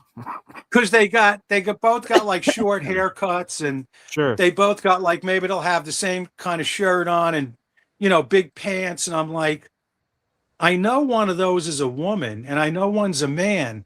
I can't tell which one it is. Well, I'll see old couples out in the store or out in the mall or whatever. And my first reaction is, I don't relate, and my wife will be with me, and I'll say that doesn't strike me as you and I, right? We're not going to look like that, but life goes on. Hey Bob, I wonder what people in the chat are saying about this conversation. But like I said the other day, At one time we were you, and at one time you're going to be us. And no matter, Yeah. it's inevitable. And it seems like it's going to take forever, but before you know it, you blink your eyes and your kids are 50 years old, like my kids are Ooh, 50 in their wow, 50s. that's And crazy. my grandkids, my oldest granddaughter's 21 and she's moving to Spain to Wow. finish her master's degree. Oh, good And for I'm her. like, yeah. And I'm like, holy crap. Mm-hmm. I remember when they were babies, Yeah. and it's just weird. Hey, listen, I'm taking up a lot of time. I'm sorry, guys. No, that's all Have a right. good week. I Thanks, know, C. but it's always good talking to Bob. It's always good talking to Yeah. you. I enjoy Thanks it. for your input. Sure. And you know what, Bob? Don't look in the mirror too much. That's my advice. That's good advice. There he is, C, joining us here on the program. C, great conversation. I see that Lou B says he's going to be with Pete Davidson today. He says, I'm going to scream at him. The Jets are going to come back. Right. That line from the movie with him and Bill Burr, where he's like, the Jets are going to come back. No, they're not. They're never going to come back. Yeah. So please, Lou B, that'd be phenomenal. Love Pete Davidson. Okay, cool. Lou B, nice flex hanging out with Pete Davidson today. There you go. All right, let's go back to the phone lines here. Johnny Boy's up next. Johnny, good morning. Good morning, Bob. Good morning, Paul. Hey, C, you've been in the South too long, man. That's what you see all the time out here. So the older you get with the individual, you guys start looking like each other. It's the same similarity to when, like, you've had a dog forever, and the dog starts to look like the owner as well. So, Yes. Yeah. anyways, I was just calling just because, Bob, you're the man. I really have appreciated, well, you too, BG,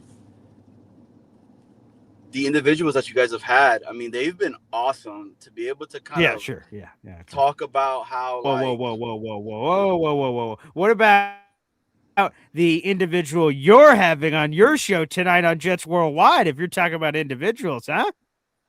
oh, yeah, Wesley Walker, call in. You guys will Wow. be able to actually speak with Wesley Walker today and ask him any kind of questions. Of course, we're going to ask him some interviewing questions, but 7:30 p.m. Jets Worldwide, wide, all one word. We can't wait, man. I'm so pumped. He's so awesome of an Congratulations. individual, of a Yeah. person. I don't know why I keep saying individual. Yeah. Yeah. And what a great player he was, too. There you Oh go. I'm going yeah, to put I this up on the cannot screen wait while Johnny Boy's to be talking. able to. Yeah, subscribe to their channel. It's right there, youtube.com/@Jets Worldwide. Again, Johnny Boy and Snowball will be having Wesley friggin' Walker on tonight. And again, they're taking live call-ins so you can call in and ask a question. So make sure you guys subscribe to the channel and show your support. So no, just want to throw this up on the screen during your entire call here, Johnny. Please go ahead. Appreciate that, man. I just want to, call in and be like, it's America's 250th birthday. I'm so pumped. I've always, every fourth, my family and I, we do a giant pool party. Cool. So excited. And then my daughter was born as well. So happy birthday to my to the little one of the entire clan. Hey. So happy birthday, Addison. She turns 2, which I can't believe. Oh my gosh. Wow. I know, it's crazy. But this whole linebacking stuff, dude. The only one that I'm excited about is just it's probably the Devin that you were talking about. Other than that, man, it is Devin White. Yeah. It is slim pickings. I do not want Milano whatsoever. Those back injuries that he has are crazy scary. It's hindered him year after year after year. So I don't know, man. I don't. Maybe to use him because of this, but other than that, I wouldn't want him, at least, so and I don't know, man. Maybe there's gonna be some other cuts, some free agents that are gonna be out there that could potentially, shake out, and we might be able to get them, but I don't know. I'm just pumped, bro. Like I'm listening to Creed this morning. Bob, you listen to Creed in the morning when you wake up by any chance? No, can't say I do.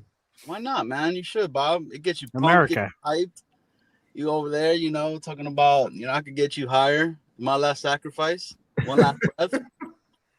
No, my morning ritual is I turn on the news and see what horrible things have happened while I was asleep. And then you could have Creed playing in the background. Sure. Yeah. But hey, I gotta say this, Earl Christie, when you guys have him on, I'm so Yeah. pumped about them. I met him. Oh, He's cool. an individual that I try to swamp my wedding ring with his Super Bowl III ring. Did he? And How did that negotiation go? yeah, it did not go well whatsoever. He Oh, pretty no. much told me to kick rocks. Well, I see. one of the guys we're going to hopefully have on, I'm putting the final touches to it. I hope John Schmidt, who was the center on that team, and John famously, or not so famously, lost his Super Bowl ring in the Pacific Ocean while he was on vacation in Hawaii. Oh my God. And 10 or 15 or 20 years later, it was discovered by somebody who was vacationing, and they could see that it was John Schmidt's ring because his name was in it. And he got contacted and he got his ring back. That's unbelievable. That's an unbelievable story. I got a question for BG. Okay. Oh boy. All right, BG. We're in Hawaii. Okay. All right. And we're swimming. Okay. And then you just see this John Schmidt Super Bowl III ring. Yeah. Are you giving it back? No, absolutely not. If shame on you, Paul. Shame well, first off, how do you even know it's lost? Like I don't like. I'd be so mystified by like I would know because I have a replica copy of the Super Bowl ring, so I would know that it's the Super Bowl ring. So I'd be very like, how did this even get out here? Is this real? What is this? But no, I would absolutely keep it. Yes. With all due respect, as long as with you all say due respect. that, Hey, fine. Yeah. I believe the line is finders, keepers, losers, weepers. I believe that's the line. So no. I know you well enough, Paul. You would feel an obligation to get it back to the owner, and be rewarded in kind with something. But what did he reward those people with? Do we know? I don't know. Read the. I forget. Read the chapter. It's in the book. Okay, I'll reread it. It was a thank you so much. We really appreciate it. Have a great day. I hope not. That would not be enough. No. I mean, I talk all that junk, but honestly, I probably would give it back just because of the significance of it.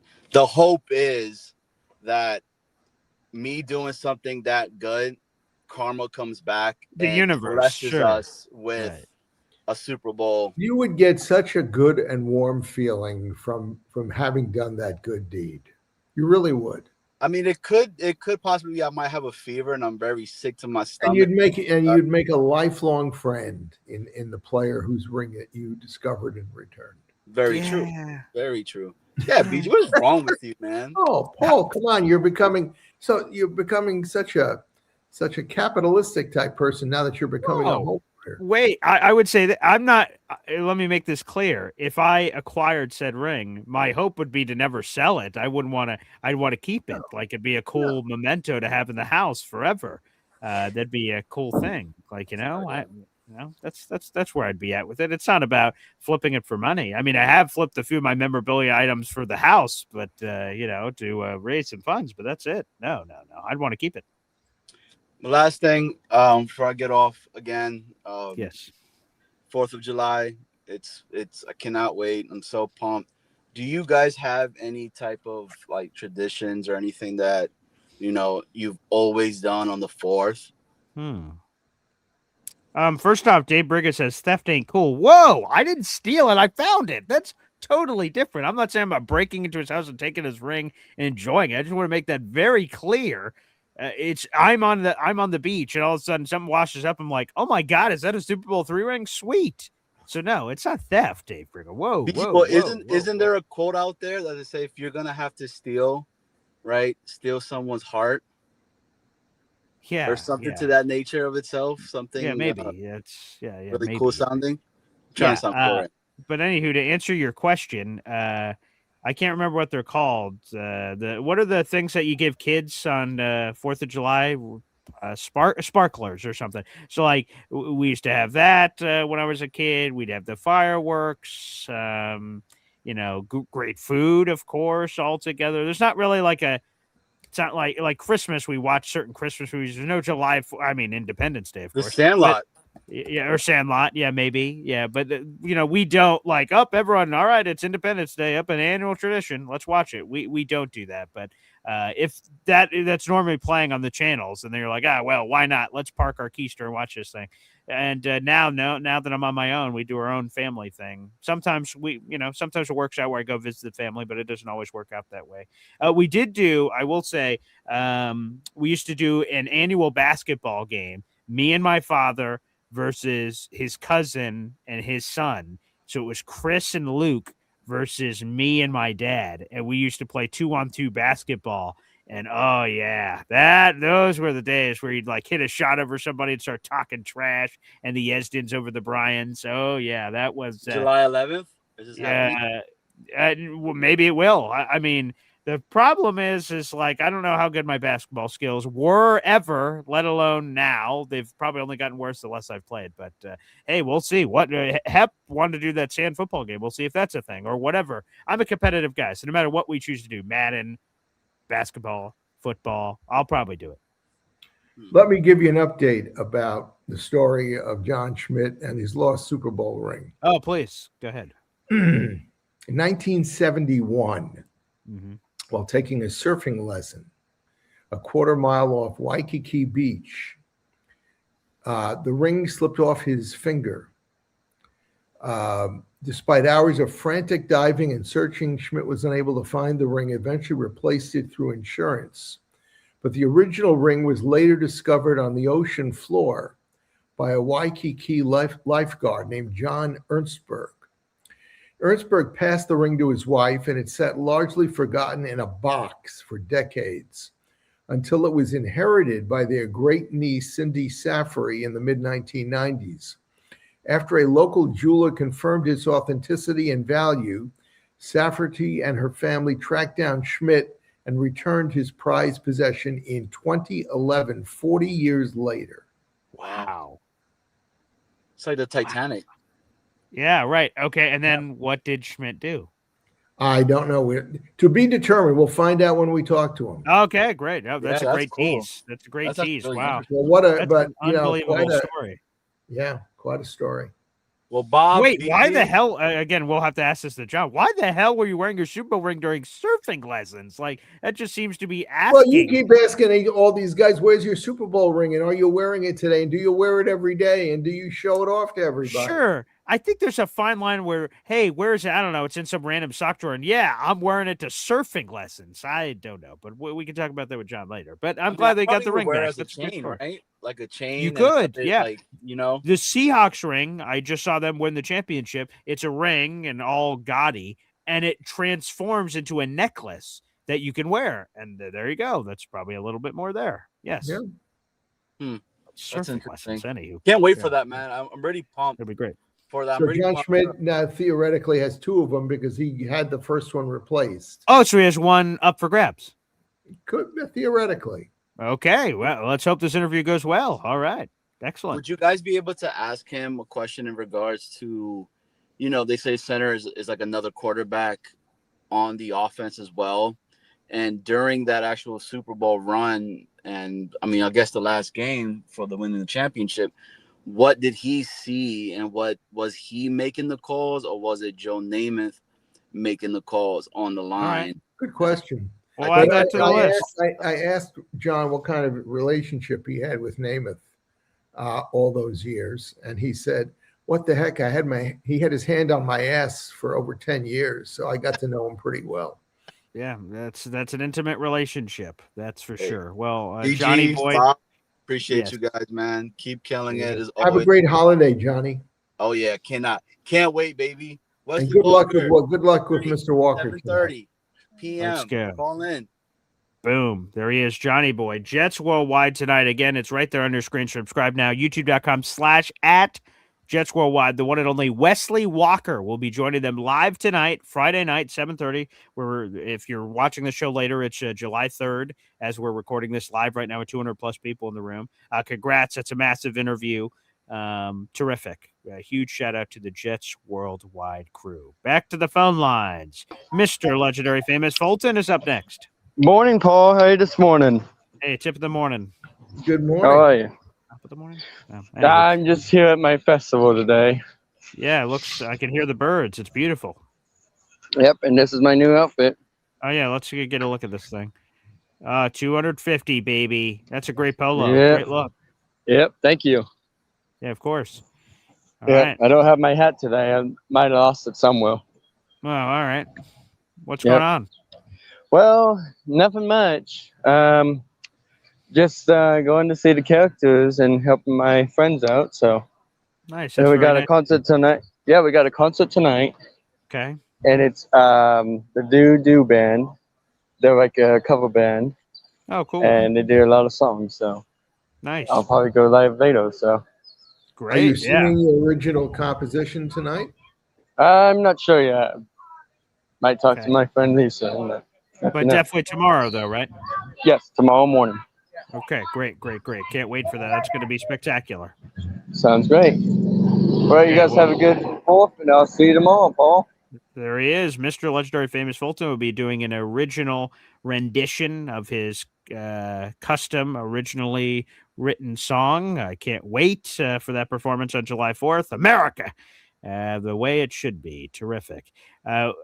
I was going to say we've upset some people, Bob, but I'll be more specific. I've upset some people with my John Schmidt take. I've seen that. Dave Brigga seems quite perturbed by my choice of. Yeah, please let's not talk that way if and when we get him on. No, definitely not. Right. Dave says if you haven't gained something legitimately, it doesn't belong to you. Just putting it out there. Yes, I've rubbed some people the wrong way here. This is not good at all. Well, think about the family that basically held on to it and apparently knew what it was, and didn't do anything about it until the next generation came along. I can't believe that. So, like, okay, if I'm this guy, I'm sure you don't have it in front of you anymore, but whoever this guy is that finds this ring in the first place, like, whoa, what a ring, and just chucks it in a jewelry box. Like, I would be, maybe I'm just a naturally curious person. If I was out there in the water and I found this, even if I wasn't a sports fan, I'd research, like, wow, this is unique. What is this? Yeah. What's the story? A jeweler could probably pretty quickly find out what it is. Correct. And if they found it whenever it was. I'm sure it says Super Bowl III on it. Definitely. I have a replica copy of it somewhere. Here it is. It says on this ring, and this is the same ring that they have. It just obviously a replica version of it. Like, here it is. There's the ring right there. Yeah. It says New York Jets World Champions on it. So that seems hard. And then it's got whatever player it is. In this case, this is a replica of Joe Namath, but it has their last name, the Jets helmet, and their jersey number all written there on the side. And John Schmitz had to have had that insignia on his. 100%. And so I just don't. And again, like, look at this thing. Like, this is not just your classic ring. So, to me, I don't understand how the first guy didn't do anything with it. Bring it to a pawn shop, bring it to a jeweler, do anything with it. Just threw it in a jewelry box, and then, And I'll bet you that John Schmidt would have paid a pretty penny to get it back after he lost it in 1970. I would have. Yeah, I would have for sure. All right, let's go to Bill Ameley, who's definitely on my side of this argument. Hey, good morning. How are you? Bill is on your side of this argument? Yeah, he definitely is. Which side of the argument are you on now, since you've gone flip-flopping? No, I'm not flip-flopping. I'm sticking by, but people... Right, if I had found that ring and saw the name and everything on it, I would try and return it. It's not mine. What a good guy. And yeah, I mean, just return it. I mean, it's the right thing to do. Probably. You know, shame on you, BG. No, I'm just kidding. I'll say it. Shame on you, BG. That's all right. Yeah, but it would be funny, though, if one of those rings shows up on eBay in a couple of years. But that's another story. I mean, some of the players have sold their rings. Right. Yeah. Right. They were in. And You given know, that he has two of them, it's like, well, let's That's see also which one true. I sell off. Yeah. Yeah, I would probably sell off if I was him. I'd keep the original, and I would sell Yeah. off whatever new I don't know what it was. Did the same jeweler were they able from this insurance just get the same type of ring? Did the same jeweler just crank out another one because of the insurance Yeah. and give it to him? Yeah. And it was as if it was brand new. I don't know. But he also, I guess, has had when he got that insurance and everything, he kept that ring for like 40 years or something. So it has all the memories of, even though it wasn't the original, it does have all those memories and everything that was included. But Right. I just find it weird because once you have a ring on your finger, it doesn't come off that easy. definitely not. Especially the longer you wear it, and but that's that's but if you another put, story. if you put your hand with, like I have my wedding band on, okay, and if I put my hand under cold water, it's one of the few ways that I can, get it to come off. Other than Right. that, But it's not something. Yeah, it's not something that easily comes off accidentally. Obviously, he was in certain conditions which just worked out right for that ring to come off. And I can only imagine his reaction then when he lost it. He must have been devastated at first, saying, "I can't believe this," Yeah, I just Right. Googled it. There is a Super Bowl ring for sale. It's $34,000. But Oh, this there you can't go. but the problem is this can't be right because it says it's a Joe Namath ring. Namath still has his ring. So I don't know where they would have gotten this extra Namath ring for $34,000. So that can't be legit. That's what when I that Googled should it, be yeah. investigated. Right, because Namath still is wearing his ring all the time. So yeah, this is not right. So whatever pawn shop has this may want to do a discount double check as again on the players. Yeah, but I'll keep seeing if I can find if some player sold theirs. I'm sure Bob knows who sold theirs and who didn't. But let me keep looking. Yeah. I'm just wondering if there are companies that produce some type of specialty ring like that, somebody recreates the Super Bowl ring from the 1970s or 80s era as an example. Yeah. If it's still authentic, even though it may not have originally belonged to said player, just simply has its name, commemorating the player himself, it might be something of value, but I would still be suspicious. Yeah. Yeah, there's another ring that's up for auction right now. It estimates between $40,000 and $60,000, but it wasn't a player's ring. It went to Herb Norman, the equipment manager for the Jets. There you go. His family's auctioning it. And again, this is legit because it has everyone's name on the side of the ring. In his case, it has Norman on the side of the ring. This is legit, but I'm not paying that for an equipment manager's So if you ring. guys out there have disposable income, you know where to go. Yeah, that's right. Yeah. I could be wrong about this, but I have a recollection that Earl Christie may have sold his ring. Oh, okay. We'll have to ask him. We'll find that out. Okay, all right. Hell, if I had $46,000, I'd be looking to buy a house. But yeah, right. Yeah. Forget about a ring. It's like, no, I gotta look out for me first. I wonder what that ring cost the Jets, to customize like that. Them, yeah, probably. I'm gonna guess not as much as what they're trying to sell them for. Probably not. Yeah, but anyway, I'm here indoors with my air conditioning on, and I'm still sweating. Hey, Bill, do you want to talk to me and BG about the Boston Celtics trading this week with the Philadelphia 76ers? I heard about the trade, and it seems to have caused a lot of craziness among Boston fans. Yeah. Personally, I have no interest in it because it doesn't involve the Knicks in any way. So I really have no opinion on it one way or the other. But I'm sure that if I was a Boston fan and I didn't want to lose said player, I'm pretty sure it'd be a big deal. Wow. getting Hey, some hand signals. I just found this. Matt Snell's Super Bowl ring was sold last year for $113,000 from an auction house. So I don't know if Ah, Matt needed the money or something, or what happened, or like did he sell it a long time ago and it just sort of bounced around? But yeah, it got sold at auction for $113,000. Wow. Matt Snell's ring last year. sorry, Bob, but sign language is not one of my specialties. Yeah, and I can't even point in the right direction. I'm trying to. There we go. Now I got it. Oh, there Yeah, you go. yeah. Oh, there you My go. radio partner does that all the time. Like he'll be like, "Hey, nice to see you, Paul." I'm like, "I'm on the other side." Huh? What? Yeah. So it's a whole.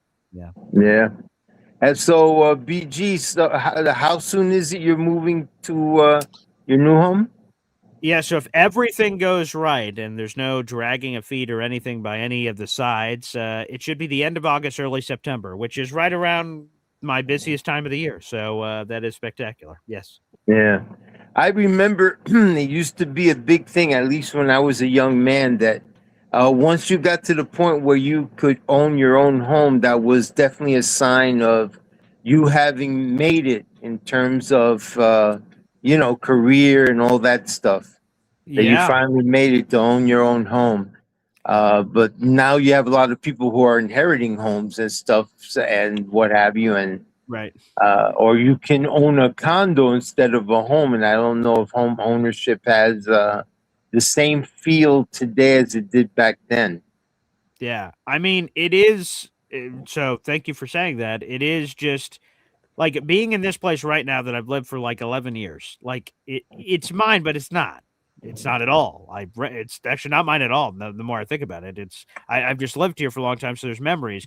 But to be at that place, and once I guess you own it, but you don't own it when you first get it because you have to invest over all those years to eventually get control of it. But like to just know that this piece of whatever this is mine. Like this is like this hopefully will be passed down to my children or whoever. Is just cool to know that in my head. So yeah, it is a really cool moment. I didn't know if it was ever going to happen. I spoke to my fiance when we The next dating. next cool moment after ownership Yeah. will come when the mortgage rates come tumbling down.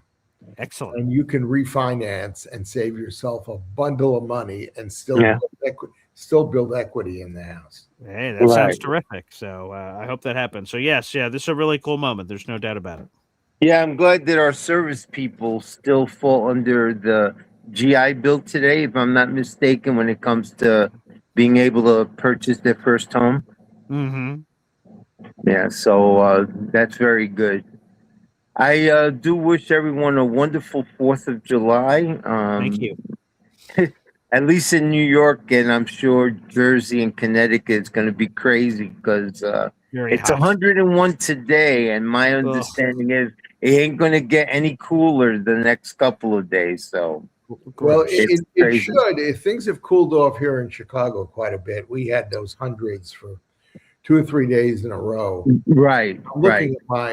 I'm looking at the thermostat here on my computer. It says it's 78 degrees outside, which is far cry from. Well, I did some barbecuing last night, and it was 94, and the real temperature feel was like 103 in the shade. That's disgusting. There you go. Yeah. No, thank you. We've had some crazy summers in my lifetime when I was a kid.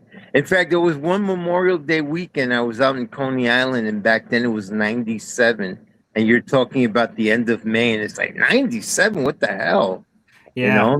Ridiculous. And that was the temperature. I'm sure the heat index made it feel over 100. Mm-hmm. And unfortunately back then as a kid I was wearing a suit, so you can imagine that. Hey Bill, I'm not looking for a compliment, but what's your reaction been to the 2 interviews we've done with the Super Bowl Jets players? Oh, they've been wonderful, very wonderful, and the fact that we got them to cooperate and do them is big. I'm glad that they have very good memories of their playing days and have been enjoying life since. So very good, very good. I've enjoyed the interviews immensely. And I should go on to Nick Shine's show to watch his interview with Kenny. Kenny O. Yeah, Yes. Yeah. Kenny O, because he was I say after Namath, he was the closest we had to a quarterback that had he been a little bit different, I think we would have had at least one Super Bowl with him. That would have been marvelous. Yeah. And shout out to Nick Shine. That was a cool surprise he posted on social media. So he had Kenny O on, and that's awesome. And then he was asking about the 1986 4-touchdown game against Miami with Wesley Walker. And Nick Shine brought Wesley Walker on to reunite with Kenny O live on the show. And Yeah. Kenny O had no idea he was going to join. So that was a cool moment. So shout out to Nick Yeah, Shine for putting that all together. Wesley definitely one of my favorite receivers, Yeah, of course. Yeah, after Maynard, it's definitely Wesley Walker. Great taste. And of course, I'll always have a thing for John Riggins. Yeah. For as short a time as we had him, I remember when he played, and he was amazing. Hall of Famer Diesel. Yep. Yeah. I wish the Jets would have kept him. Then he too. would have had a Hall of Fame career with the Jets. Yeah, instead of the friggin' Redskins. But Yeah. So have a good time with the family today, Paul. Same thing with you, Bob. God bless everyone, and have a great weekend. You do the same. Take care of yourself. Bill Aimley joining us here on the program. Well, a 2-hour show. Terrific. Again, we'll have Earl Christie coming up later this month on July 24th. Hopefully you guys can join us for that as we continue our Super Bowl III trip down memory lane with former Super Bowl champions. And like I said, if you want a chance to go to the Jets-Browns game, party with me and Woody. Well, we're doing a special raffle this month for the entire month of July. Raffle tickets are $25. Normally they're only $3, but we're giving you the biggest raffle prize we've ever given in my show's history, and that is 2 tickets to the game in Section 118, as close to the field as you could possibly get, 2 field access tickets where you get to be on the MetLife turf before the game starts, watch the players warm up, and then 2 full tailgate passes, which all the food that's going to be professionally catered by Chef Kevin Gilbert will be available to you before the game in the parking lot. Parking lot location TBD. This is worth well over $600, but you could potentially win it for just $25. You can buy as many raffle tickets as you want. JR327 has 6 raffle tickets, as you see scrolling on the ticker. Ed Vargas has 2. Mac and Jim Breeze each have 1. Those are the only people in the raffle so far. So again, your odds are pretty good of having a chance to win this, either for yourself or you could gift it to a Jets fan, friend, or family member and enjoy it. We want to give back. We want to make it affordable for people. So, again, $25 a raffle ticket, doing this throughout the month of July, and we'll gift this to somebody on August 1st. Last year, Lou B won it, which was cool. So, hopefully a bunch of you guys get involved. You can send your $25 here on YouTube or preferably on Venmo, PayPal, or Zelle, at BoyGreen25 on PayPal, at BoyGreen25 on Venmo, or Zelle, Paul A. Esden Jr. at gmail.com. So, folks, if you have any questions or anything, reach out to me on social media. Bob, any final thoughts? No. Interesting show today. I knew it would be kind of abbreviated, but we stretched it for 2 hours, and I think we got into some interesting conversations. So things are still a low. I just got a feeling that there's something brewing with the Jets before training camp starts, some deal or some acquisition. So hopefully it'll be in one of the areas where we need some help. That's for sure. Well, everybody, thank you so much for tuning in. To the 200 plus people in the room, make sure you guys like the video here on YouTube and hit subscribe as we march towards 10,000. We'll be back. We'll be on tomorrow morning with Hop on Pop to break down more of the schedule, and we'll officially announce our Wounded Warrior Project raffle, which we did all of last year. We will do it again to raise money for charity for WWP. Thanks, everybody. Everybody. Same. Enjoy the holiday, folks. We'll see you. Take care.